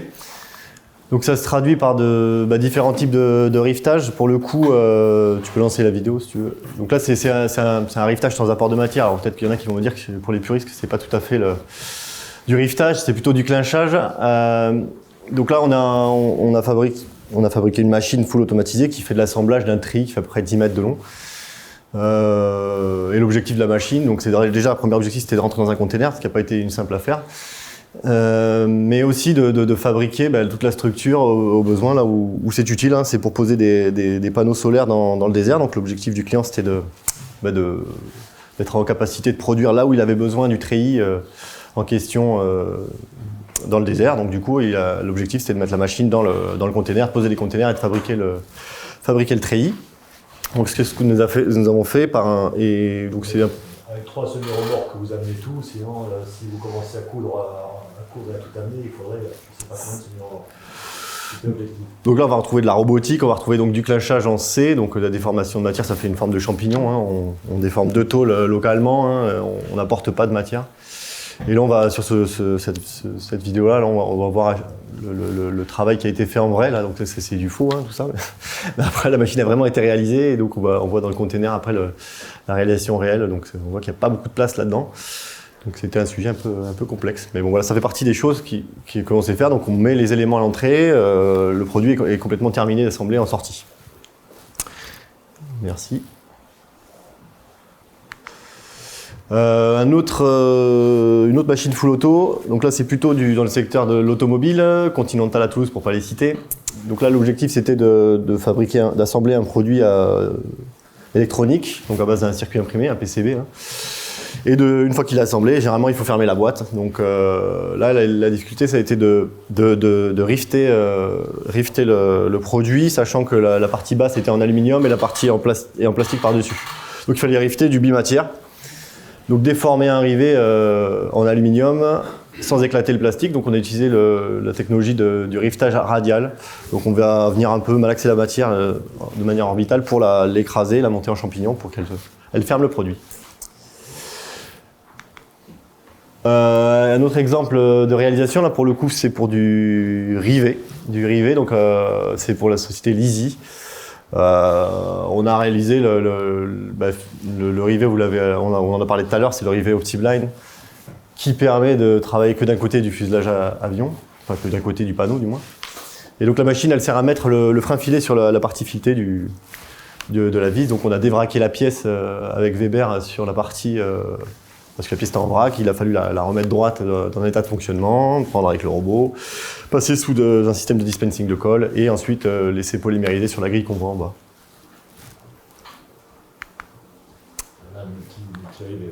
Et du multi-rivet, du multi-référence, c'était un sujet. Et donc, on a aussi le rôle de méta-intégrateur. Donc, pour définition, c'est quoi un méta-intégrateur? C'est, en gros, vous avez un client qui vient vous voir et qui... tu peux lancer la vidéo, s'il te plaît. Et qui part de la feuille blanche. On a déjà vu cet exemple tout à l'heure. Donc, on va avoir le rôle de celui qui assemble, qui imagine complètement la ligne de fabrication du produit. Hein. Donc là, c'est la pointe du cockpit plutôt. Et donc on a développé la globalité de la ligne que vous avez sous les yeux et certaines briques technologiques dont le perçage rivetage a été confié à des co-traitants, et donc on voit les cellules à droite. Donc on voit que dans ce cas de figure, on n'a pas intégré nous-mêmes les cellules, on n'a pas développé la cellule, on les a intégrées. Donc notre rôle de méta-intégrateur là, c'est d'imaginer tout le flux, tous les moyens à mettre en œuvre et de livrer clé en main l'usine finalement à notre client. Et on a un deuxième exemple. Les logos ne sont pas à jour, mais c'était Airbus Atlantique Méholt. C'était du Méholt, oui, c'est un peu ancien. Là, il n'y a pas de driftage dans ce projet-là, mais c'est pour vous donner un autre exemple de ligne complète où le client il arrive, il ne sait pas trop comment il va assembler en semi-auto son produit et il va nous solliciter. Donc on va imaginer dès le départ, en amont du... voilà. En amont du besoin, on va travailler... Bon, c'est Orano, c'est écrit en gros. Pas trop se tromper. Donc, c'est pour fabriquer des paniers densifiés donc, qui vont stocker les crayons des centrales nucléaires. Donc, c'est ça le produit à réaliser. Hein, c'est à peu près 6 mètres de long. Et donc là, c'est plutôt l'assemblage par soudure, mais c'est pas le sujet que je voulais montrer là. C'est notre capacité à être capable de livrer un produit complet, qui est une ligne complète, d'assemblage complète. On va voir toutes les phases d'assemblage et on va tout faire. Tout ce que vous voyez à l'écran, ça a été vendu par la T6, quoi. Donc ça va des takt time qu'il va falloir respecter, des nombres d'opérateurs dont il aura besoin, des bords de ligne qu'il faut prévoir, des temps de soudure qu'il aura besoin, toute la partie outillage qu'il a fabriqué aussi. Et on est souvent on l'aide souvent quand il y a des zones à automatiser aussi. On le conseille aussi sur la façon de le faire et on réalise les 3 quarts du temps la cellule. Donc là, on va retrouver du laser tracker, on va retrouver des AGV et tout un tas de technos transitiques que l'on retrouve dans des lignes d'assemblage. Bon, c'est volontaire, on n'a pas choisi de l'aéronautique parce que vous en avez déjà tous beaucoup parlé, mais aussi parce que la vidéo était sympa aussi. Je trouvais sympa de vous la montrer. Donc voilà, à peu près l'ensemble de ce que la T6 et ADF est capable de faire. Donc on voit si on voyait l'ancienne ligne de cockpit et la nouvelle techno, on va dire sans fil, puisque celle-ci c'est des AGV qui se déplacent dans l'espace pour déplacer devant les opérateurs les différents produits, quoi. Voilà pour nous. Si vous avez des questions, n'hésitez pas.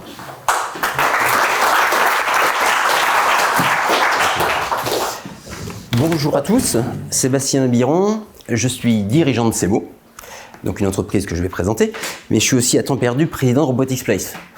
Et donc avant de parler de CEMO, je vais parler un petit peu de Robotics Place pour dire qu'on a initié cette journée au sein du bureau de Robotics Place avec Jérémy Pedros. Je crois que c'est Jérémy qui a eu l'idée, enfin, je suis même sûr, c'est Jérémy qui a eu l'idée, et les autres du cluster, ainsi qu'Aerospace Valley, Totem. Et donc moi je suis super ravi de voir ce qui se dit sur l'aéro. Je pense qu'il y a énormément de choses intéressantes. Moi qui découvre ce métier-là, parce que vous allez comprendre que je ne suis pas de l'aéro, je trouve que c'est passionnant. Mais on voulait faire aussi une journée où on mélange un petit peu les applications, où il y ait d'autres perspectives qui soient données. Donc la T6 a commencé parce qu'ils n'ont pas parlé que d'aéro. Et on poursuivra avec ces mots parce que je ne vais pas parler d'aéro. Notre collègue de la maroquinerie l'a fait aussi. Et puis sans doute que Stogli parlera d'autre chose que des applications aérospatiales. Voilà, donc ces mots, moi j'ai une présentation relativement courte. L'idée étant de vous donner un avant-goût de ce qu'est le monde du rivetage dans nos applications, dans nos métiers. Évidemment, je serais ravi de creuser avec vous si vous voulez en savoir plus. Après la réunion, il n'y aura évidemment aucun problème, ce sera avec plaisir. Un slide sur l'entreprise. Donc on est une entreprise locale, on est basé à Cornebarieux. le long des pistes de l'aéroport de Blagnac. On est un peu plus de 40 personnes, la moitié en bureau d'études et la moitié en production. Et on est intégrateur de machines. Ça, c'est pas bon. Je crois qu'il y a un défilement automatique. Il faudra que je revienne dessus. Je sais pas, on verra. Donc on est intégrateur de machines, c'est-à-dire qu'on vient nous voir avec des cahiers des charges pour intégrer des produits, pour assembler des produits, pour tester des produits. Et on va inventer des architectures, proposer des configurations. Et si on gagne le projet, on va ensuite réaliser ça. Et on réalise tout dans nos locaux, c'est-à-dire qu'on va faire la conception mécanique, l'ingénierie électrique, l'automatisme, la programmation en informatique industrielle plus récemment, la vision, le câblage, on a aussi des capacités d'usinage, d'électro-érosion, de rectification, enfin bref, on va tout réaliser et on va livrer en clé en main une solution à nos clients qu'on pourra ensuite maintenir. Donc voilà en quelques mots notre métier. Tous les intégrateurs ont un peu leur spécialité. La nôtre, c'est le petit produit. Donc généralement, je vais vous montrer quelques produits qui sont des produits riftés, mais voilà un produit comme celui-ci. Voilà, ça c'est pour nous un gros produit. Généralement, on travaille des produits qui sont plus du centimètre cube, voire même du millimètre cube, que des produits gros comme ça. Ça, c'est généralement assez gros. Et donc, on est sur des configurations de lignes qui vont être, alors je suis désolé, l'image est petite, mais qui vont être de ce type-là, c'est-à-dire que c'est évidemment le produit qui se déplace, c'est pas la machine, lorsqu'on a des tout petits produits. Et on va faire des lignes qui vont être automatisées, avec des transitiques de convoyeurs, par exemple, ou robotisées, avec des robots qui vont faire cette transitique et participer au process. Donc voilà, petit produit, en environnement propre. Donc généralement on n'aime pas travailler sur de l'usinage, des copeaux, des huiles, c'est pas notre truc. Voire un environnement très propre, c'est-à-dire avec des classes ISO par exemple, ou des contraintes ESD, et des problématiques de cadence ou de précision. Voilà, c'est notre métier, c'est notre spécialité. Est-ce que j'ai tout dit ? Je crois avoir tout dit sur le métier de CEMO. Non, peut-être les segments qu'on sert. Donc, je vous disais des petits produits, de la précision et de la propreté. Donc, ça nous amène à traiter en particulier un type d'application qui est tout ce qui est lié à l'intégration de produits électroniques. En clair, quand une carte électronique est faite, l'intégrer dans un boîtier avec de la coulée de pâte thermique, de la dispense de colle ou de potting, avec du vissage, avec de la soudure laser ou de la soudure électrique, l'ajout de connecteurs ou de câbles, etc. Voilà, l'intégration de produits électroniques, c'est une de nos spécialités, c'est un des segments qu'on adresse le plus. Et cette application, on la trouve dans l'automobile, donc on est assez présent dans l'automobile, mais aussi dans le médical, mais aussi dans des produits industriels, etc. Donc voilà un petit peu le monde qu'on couvre. Et dans nos métiers, donc il y a un des procédés qui existe, qui est donc le riftage. CEMO, depuis quelques années, a choisi, je vous ai dit qu'on était intégrateur, mais a choisi aussi de développer quelques solutions standards sur certains procédés. Alors il y en a plusieurs, je vais décrire qu'un seul aujourd'hui, qui est donc celui du riftage, mais du riftage à notre sauce, c'est-à-dire du riftage dans un premier temps plastique, qu'on appelle en anglais heat stacking. Alors il y a deux manières de réaliser ce riftage. Attendez que je me repère, voilà c'est ça. Donc ce riftage plastique qu'on appelle heat stacking, ou en français boutrelage, c'est le nom consacré, boutrelage. Donc c'est une méthode d'assemblage de lien entre deux pièces point à point, non détachable, parce qu'effectivement lorsque la liaison sera faite, elle n'est pas démontable. Comme ça a été dit plusieurs fois, il faut casser le rivet pour le faire. Excusez-moi. Et il y a deux technologies de boutrelage. La technologie de boutrelage avec boutrole chaude et une deuxième que je présenterai derrière. Donc dans ce cas-là, on part avec un boîtier plastique, généralement qui a été passé sur presse à injecter, et donc c'est un boîtier en thermoplastique préfabriqué. Je vais vous faire passer quelques pièces dans lequel le rivet, voilà, vous le verrez ici, donc je suis désolé, c'est petit, il faut mieux faire circuler les pièces, mais vous avez le rivet aussi avant le riftage et le rivet après le riftage. On le retrouve ici, vous avez le rivet qui est donc dans le boîtier, ce n'est pas une pièce rajoutée, c'est une pièce qui fait partie du boîtier, et la pièce qu'on vient assembler, là en l'occurrence sur ce cas-là, la pièce verte est un PCB, une carte électronique, mais ça pourrait être une autre pièce plastique, ça peut être une pièce métallique, ça peut être toute une série de choses. Il faut évidemment que la partie qu'on rivette, elle, soit en plastique. Alors, il y a plein de matières différentes et on sait quels sont les paramètres de process selon les matières à processer. Donc, on part avec ce boîtier-là et on va venir avec une boutrolle, c'est le nom, hein, cet outillage, qui est donc spécifique, qui a une forme qui va convenir spécifiquement au rivet et à la matière à assembler. On va venir chauffer cette boutrolle et vous voyez ici, venir en appui sur la boutrolle, effectuer un transfert thermique, appliquer un effort, faire disperser la matière et relever. Donc on a réalisé notre boutrollage. Donc ça c'est boutrollage classique avec une boutrolle chaude. Et il y a une variante qui est plus évoluée, qui est souvent plus appliquée. Je vais expliquer pourquoi. Dans laquelle on procède en 2 étapes. C'est-à-dire qu'on vient appliquer sur la même boutrolle. On vient appliquer d'abord de l'air chaud, c'est-à-dire qu'on a une boutrolle à air chaud qui va descendre, chauffer le rivet, mais sans appliquer d'effort. Alors là, il y a toute une technologie parce qu'il ne faut surtout pas diffuser l'air chaud et détruire tous les composants électroniques à côté. Donc il faut souffler l'air chaud et l'aspirer, donc évacuer cet air chaud. Ensuite, on relève la boutrolle à air chaud et on vient appliquer une boutrolle froide avec un effort qui, elle, va former le rivet. Alors l'avantage de ça, c'est des avantages de pérennité dans le temps, de durabilité d'outils et de propreté du rivetage. On a un rivet qui est beaucoup plus propre dans ce cas-là. Donc voilà un petit peu la technologie typique qu'on peut avoir dans nos applications. Donc je vous ai circulé quelques pièces, j'en fais circuler une autre. Vous verrez ici, donc là ce sont des connecteurs qu'on est venu assembler sur un boîtier métal, là pour le coup. Ce que je vous ai fait passer dans un premier temps, c'est des PCB sur des boîtiers plastiques. Là ce sont des connecteurs sur des boîtiers métaux. Voilà, et donc on les trouve, typiquement ce que je vous fais circuler, le deuxième c'est dans l'automobile, mais on a des applications dans le bâtiment, il y a des applications dans des produits industriels, enfin il peut y avoir potentiellement beaucoup d'applications dès qu'il s'agit d'assembler une carte électronique ou un autre composant sur un boîtier plastique.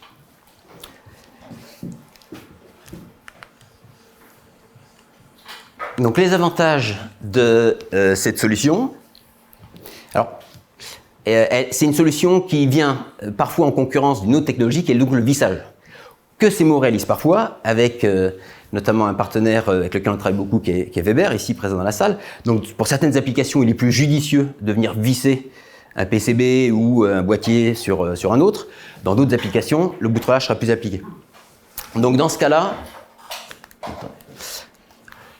effectivement, on a un coût qui est extrêmement réduit puisqu'en fait, il n'y a pas de pièces ajoutées. Le rivet est moulé dans la pièce, donc on ne peut pas faire beaucoup plus économique.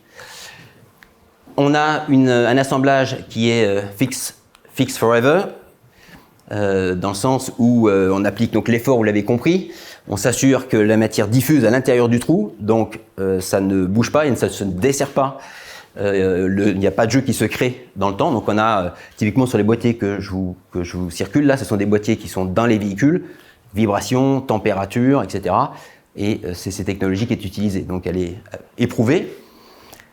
Durant le process, on n'a pas de vibration, parce qu'il y a d'autres process aussi, il y a d'assemblage que je ne développe pas ici, mais pour lesquels on vient faire vibrer le composant, ou en tout cas le matériau qu'on vient assembler, et dans ce cas-là, on peut créer des dommages sur le matériau. Typiquement, une carte électronique, il faut éviter de la faire vibrer à forte fréquence. Il y a des process qui procèdent de cette manière-là. Là, ce n'est pas le cas. On protège le produit et la carte.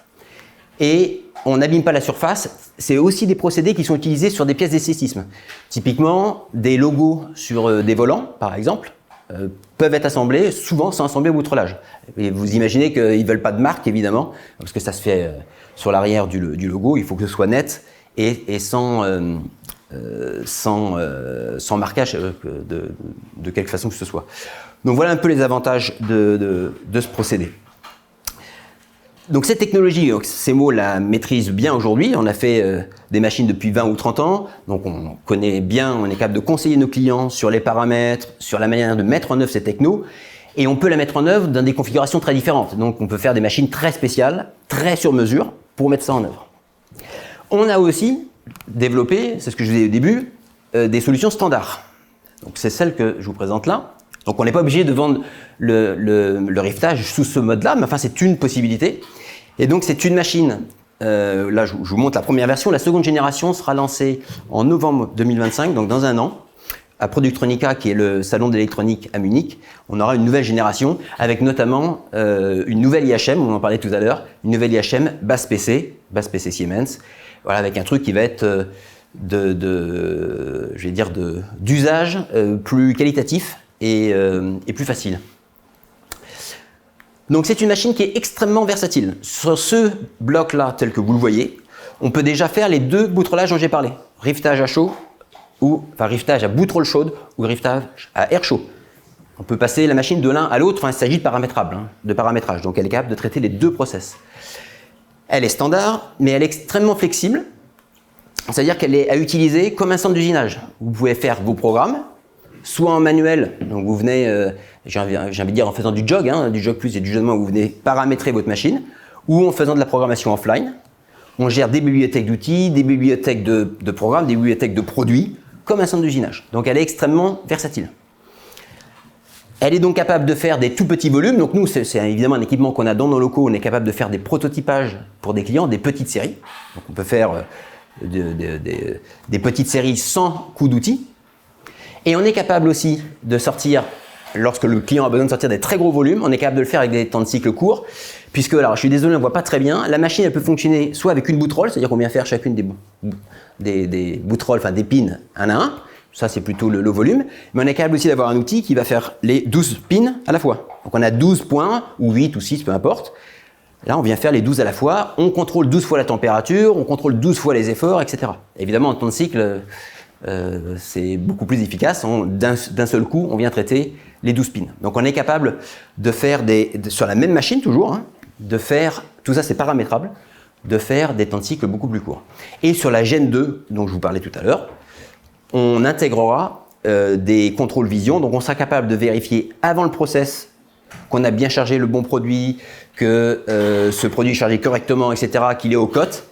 Et post-process, on sera capable d'aller vérifier notamment un point important sur ce procédé-là. Généralement, on vient vérifier la circonférence du rivet. C'est ce qui nous permet d'assurer que le rivet a été bien réalisé. C'est-à-dire si malheureusement il n'est pas plein, c'est qu'il y a eu un problème, il n'y avait pas suffisamment de matière, ou au contraire, s'il y a de l'efflux au-delà d'un certain cercle, c'est que la matière n'est pas rentrée comme elle l'aurait dû à l'intérieur du trou. Donc c'est le moyen de contrôler que le boutrolage a été correctement fait, et ça, ce sera intégré sur la même machine en option. Voilà ce que je voulais vous dire déjà sur le plastique, sur le riftage plastique. Donc sur le boutrolage, c'est le mot à retenir. Sachez qu'on fait la même chose, ou quelque chose de similaire, sur du riftage métal. Donc même principe, c'est-à-dire que je vais y arriver.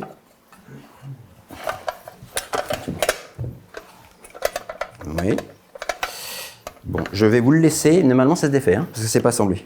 Je n'y arrive pas là. Si vous vous débrouillez, mais vous allez le voir, ça va marcher. Donc en fait, même chose, on a un boîtier, ici je vous montre, alors je suis désolé pour des raisons de confidentialité, je ne peux pas vous montrer l'ensemble de la pièce, ça c'est dans notre machine. Là on a en alu des boîtiers qui sont des boîtiers emboutis, peut-être réusinés, etc., dans laquelle on a toujours un rivet qui est déjà sur le boîtier métal. On vient dessus ajouter, dans ce cas-là, un PCB, enfin une carte électronique donc, et par le biais d'un outil simplement par effort, on vient écraser le rivet. Donc on se retrouve là sur des procédés plus proches de ceux dont on vient de parler précédemment. C'est pour ça que je ne développerai pas plus ce procédé-là. Voilà, mais sachez que sur des applications d'électronique, on est capable de réaliser ce riftage-là. Et puis la T6 dont on parlait tout à l'heure, ça peut se faire, donc, comme je vous le dis, là, par effort. Ça peut se faire aussi avec des procédés particuliers qui sont orbitaux, où on vient écraser, malaxer la matière et l'écraser. Il y a différents procédés pour le faire. Bon, ça tourne toujours un petit peu autour du même principe. On vient déformer une matière métallique, là en l'occurrence, pour assembler les deux pièces. Voilà un petit peu l'avant-goût que je voulais vous donner du riftage à la CMO. J'ai pas eu mon nom, je suis désolé. Sébastien Neubiron. N'hésitez pas à nous contacter si vous avez des questions ou des besoins. Voilà Philippe.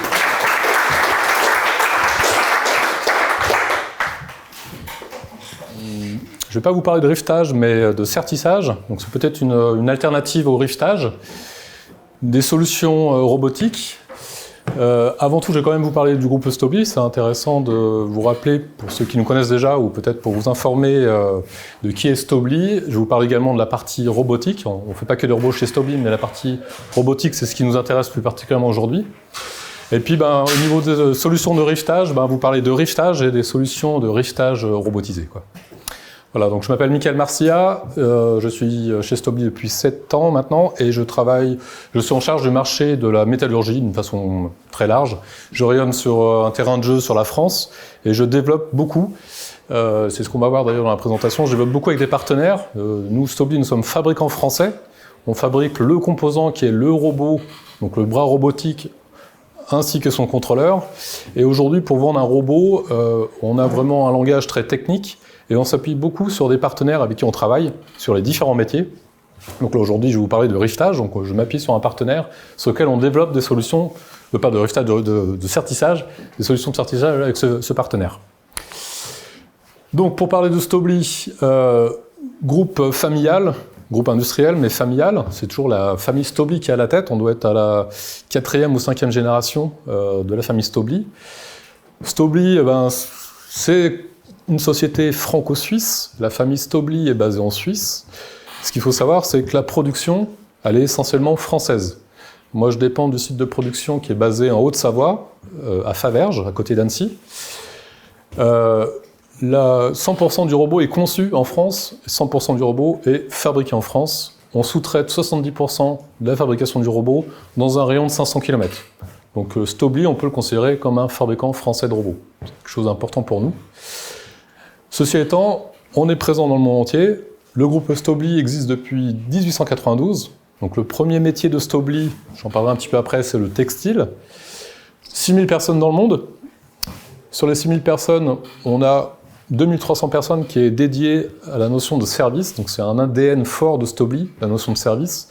Aujourd'hui, quand on veut vendre un robot, on ne peut pas se cacher derrière notre petit catalogue robot. Il faut qu'on rentre dans l'application, il faut qu'on rentre dans la technique. Donc nos vendeurs, ce sont des anciens de la machine spéciale, ce sont des gens qui parlent technique, on est vraiment dans ce langage, et c'est par la technique qu'on arrive à vendre aujourd'hui. Et du coup, la technique nécessite du service, donc un tiers de l'effectif est lié à ce service. Et puis l'autre élément important, c'est l'innovation. Donc on a 10% de l'effectif, 600 personnes qui travaillent à la partie R&D. Donc moi je vous invite, si vous le souhaitez, à venir visiter notre usine. On a une très belle usine en Haute-Savoie. L'usine, c'est 1700 personnes, il y a toute la partie bureau d'études, mais surtout il y a toute la partie production, notamment pour les robots, qui est en place. Donc l'assemblage des robots, et aujourd'hui on utilise aussi beaucoup de robots pour assembler nos robots dans notre ligne de production. Voilà.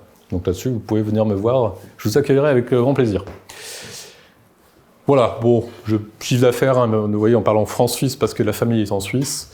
Présence dans 28 pays. Aujourd'hui, on voit juste après notre représentation mondiale. Donc, très implanté en Europe. C'est lié un petit peu à notre histoire. On est très européens. On s'est implanté aux États-Unis dans les années 1950. Et aujourd'hui, beaucoup d'activités en Chine. On vend beaucoup de robots en Chine, sachant que la Chine, en termes de robotique, c'est un peu l'Eldorado des applications. Il se vend plus de la moitié des robots, le nombre de robots vendus par an au monde, et la moitié est vendue en Chine. Voilà. Donc aujourd'hui, nous on produit en France, mais on livre partout dans le monde. On a aussi toutes ces filiales présentes en Chine pour apporter cette notion de service et pour vendre nos robots. Voilà, donc le groupe Stobli, aujourd'hui, c'est 4 activités. Alors peut-être que certains nous connaissent dans la robotique, tant mieux, mais peut-être que d'autres nous connaissent sur d'autres activités, notamment l'activité connecteur. On a souvent l'industriel un peu lambda qui connaît Stobli par la partie connecteur. C'est vrai, c'est une chose sur laquelle on est très présent. Donc la partie connecteur, on est présent sur tout ce qui est passage, connexion rapide de fluide, mais également tout ce qui est connecteur électrique, voire les deux associés. Et aujourd'hui, on est très présent pour pouvoir proposer des changeurs d'outils. Des changeurs automatiques d'outils, on va pouvoir faire passer des énergies.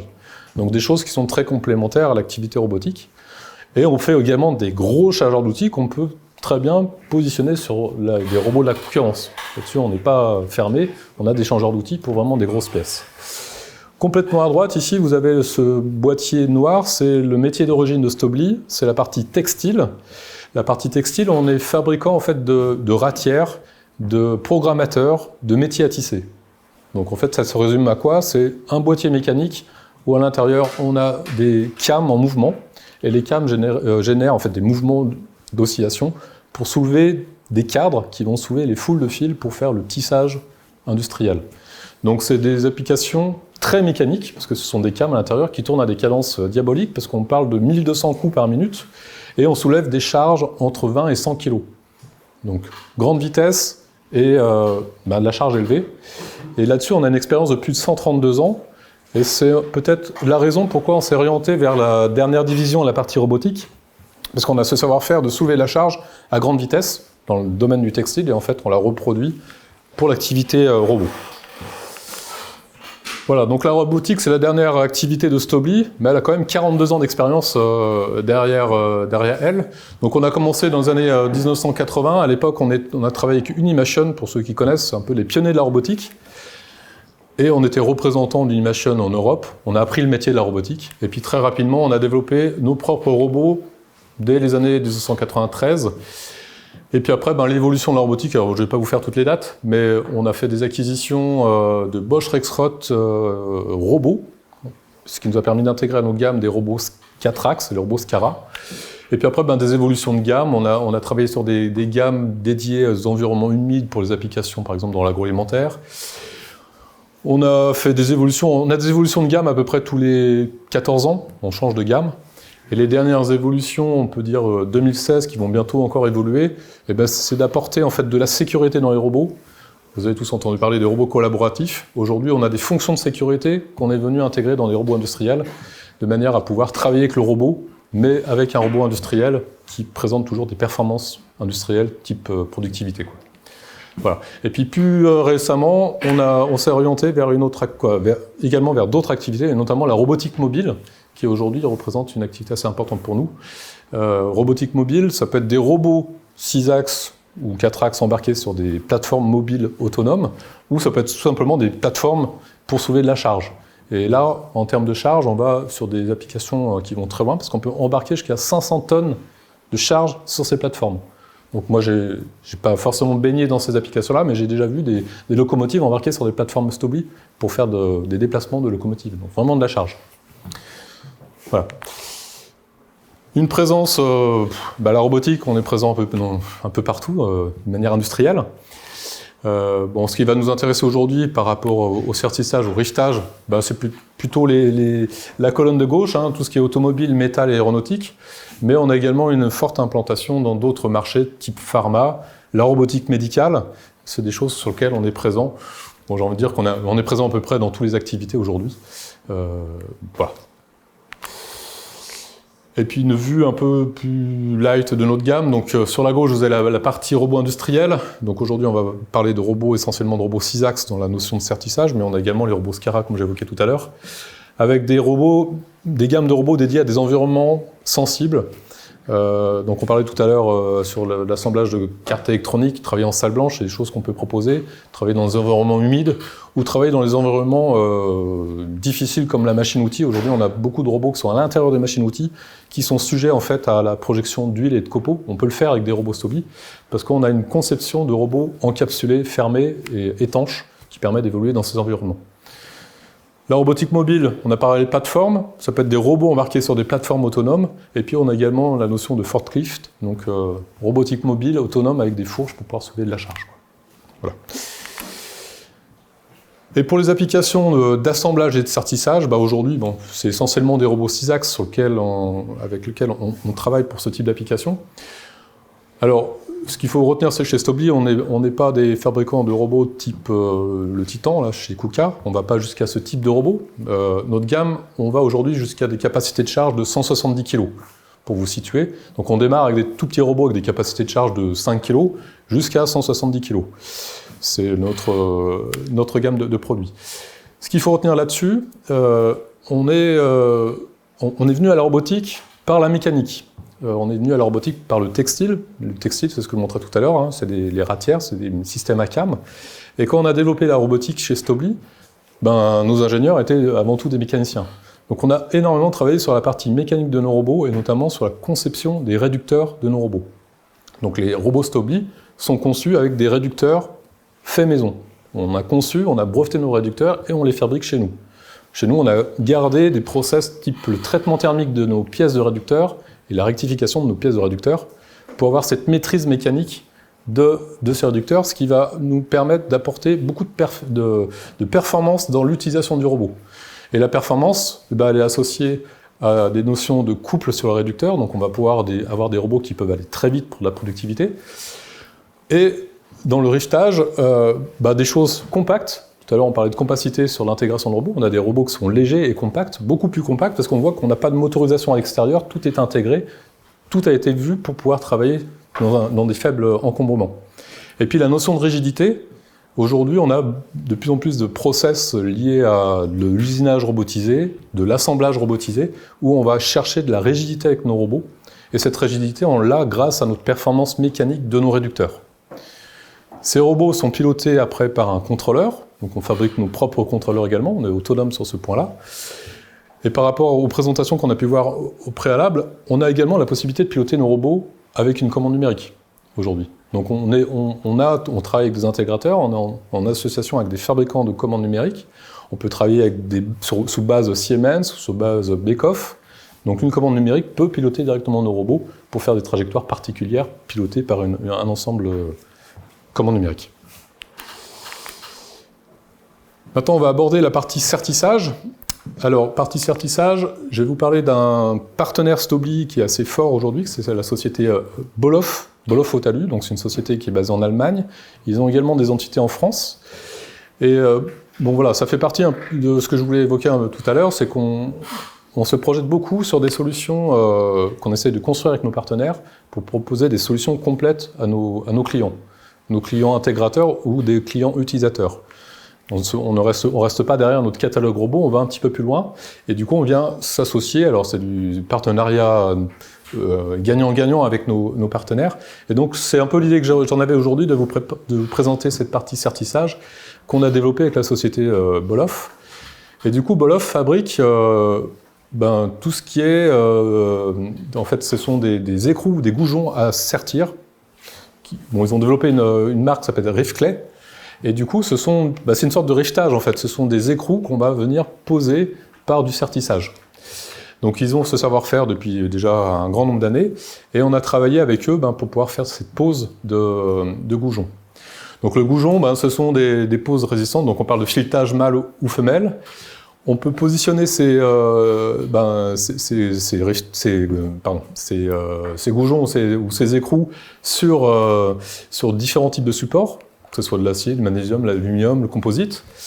On peut également le positionner sur plusieurs plaques empilées, ça peut être le cas, ou alors des plaques de très faible épaisseur. En fait, on fait un peu la différence entre le goujon ou l'écrou à sertir par rapport au goujon ou à l'écrou à souder. Là, c'est une pose par sertissage. Du coup, on peut travailler sur des petites épaisseurs parce qu'on n'a pas besoin de souder. Voilà, le soudage pourrait poser un problème sur les plaques de faible épaisseur. Voilà. Et puis, on peut poser ça à tout stade de la production, c'est-à-dire qu'on peut très bien poser ces goujons après peinture. En soudure, c'est un peu plus compliqué, il faut reprendre la peinture après. Voilà. Et donc, on a travaillé avec cette société pour pouvoir aller un peu plus loin et proposer une solution robotique de sertissage. Alors, par rapport aux différentes présentations qu'on a vues avant, Stobli, nous ne sommes pas intégrateurs. On ne propose pas de solution complète à nos clients, clé en main. On s'associe avec des partenaires pour montrer les solutions. Maintenant, la finalité, on travaille avec des intégrateurs qui vont prendre en main la solution et qui vont proposer une solution complète d'une machine clé en main avec l'analyse de risque et tout ce qu'il y a autour. Voilà, donc la partie sertissage robotisé, l'idée c'est on a travaillé avec Boloff. Donc Boloff, je disais, est basé en Allemagne, mais ils sont également basés en France et ils ont développé la tête de pose de l'écrou à sertir. Donc une tête électrique. Et cette tête électrique permet d'automatiser cette pose. On pourrait très bien avoir une tête fixe embarquée sur fixée sur un châssis mécano-soudé, on vient présenter les pièces dessous. Mais l'idée, c'est quand même de pouvoir embarquer cette tête sur un robot pour avoir un maximum de flexibilité pour atteindre différents points de la pièce à sertir, quoi. Voilà. C'est un système autonome. Ici à l'écran, on voit qu'on fait du pick and place, c'est-à-dire qu'on va chercher l'écrou à sertir pour pouvoir faire l'insertion et sertir, mais on peut très bien avoir une distribution automatique du goujon à sertir par des bols vibrants, par un rail vibrant, un séparateur et une technologie par soufflage pour amener le goujon dans la tête. Bon. L'argumentation de tout ça, c'est la robotisation. La robotisation, bon, on en a déjà bien parlé aujourd'hui, baisse de pénibilité de travail, limite considérablement les risques d'erreurs liées aux facteurs humains, tout ça c'est des choses que vous connaissez, je ne vais pas rentrer dans le détail. On est allé un petit peu plus loin avec ce même partenaire pour pouvoir proposer la pose toujours de goujon à sertir, mais avec d'autres fonctionnalités, et qui peut rejoindre un petit peu les propos qu'on a eus tout à l'heure pour des questions d'étanchéité. Donc aujourd'hui, on a la possibilité, avec ce type de tête, de venir sertir le goujon, mais avant de venir sertir le goujon, on va venir présenter le goujon qui lui-même est équipé d'un joint, et on va pouvoir faire un test d'étanchéité avant de sertir le goujon, pour être sûr que le goujon et son joint soient conformes, ou alors pour être sûr que la pièce peut accueillir un goujon qu'on pourrait sortir. Donc on a une technologie, voilà, type contrôle d'étanchéité, on vient mettre en pression, puis on va regarder notre pression si elle est stable ou pas. Et si elle n'est pas stable, soit ça vient du goujon, dans ce cas-là, je l'enlève, donc j'ai un système de recirculation, je peux enlever mon goujon pour en mettre un autre à la place. Et si c'est pas le goujon qui est non conforme, c'est peut-être la pièce, je vais pouvoir l'identifier grâce à mon process automatique. Bon, en vidéo, la vidéo est moins rapide que moi, donc là, vous voyez, on a fait sauter le joint qui était présent, et du coup, via ce contrôle d'étanchéité, on va pouvoir mesurer que la pièce est non conforme, et vous allez voir, normalement, juste derrière, on va récupérer le goujon non conforme pour pouvoir en mettre un autre à la place.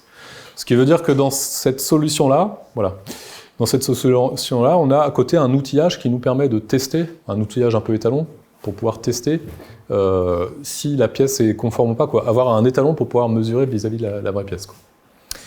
Voilà, donc c'est une solution un peu plus complète. Néanmoins, on a toujours besoin d'un intégrateur dans cette solution-là. C'est une solution, en fait, Boloff Autolup présente la tête de pose, également les goujons, ça fait partie de le consommable qu'ils proposent. Et Stobli propose également la solution d'automatiser. Néanmoins, derrière, il y a besoin quand même d'un intégrateur qui puisse prendre en main la solution.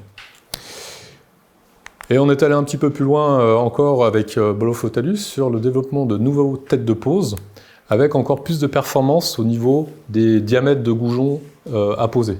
Donc aujourd'hui, ou d'écrous. On peut poser jusqu'à des écrous de type M10, avec une tête encore plus performante. Et du coup, on a eu l'occasion de développer avec eux une cellule de démonstration, ça fait partie un peu de nos partenariats. Et on a eu la chance de pouvoir exposer au salon Euroblech, donc à Hanovre en octobre dernier, sur cette nouvelle tête de pose, où on a augmenté la puissance, donc une augmentation de 30% de la capacité, puis surtout d'avoir une tête encore plus compacte par rapport à la précédente qui était assez conséquente, quoi. Et donc aujourd'hui, je ne suis pas un expert du sertissage. Mon boulot à moi, c'est surtout la partie robotique. Mais ce qu'on voit, c'est que dans les marchés type automobile électrique, pour la fabrication des bacs batteries, donc le bac batterie, souvent, il y a une opération de soudage pour créer le bac. À l'intérieur, on vient mettre des cellules, et derrière, il faut refermer le bac, et c'est souvent une fermeture qui est rapportée, qui est fixée. L'objectif étant de pouvoir démonter si on doit faire des opérations de changement de cellules dans le bac. Donc, sur ce type de marché-là, on va utiliser beaucoup cette technologie d'écrou à sertir pour ces solutions de batterie. Donc, c'est lié pour le marché automobile, mais pas que finalement. Certainement que dans l'automobile, dans l'aéronautique, il peut y avoir également ce type de techno. C'est pas du rivetage, c'est du sertissage, mais pour pouvoir mettre des goujons, quoi. Et voilà, j'en ai fini. Je ne sais pas si vous avez des questions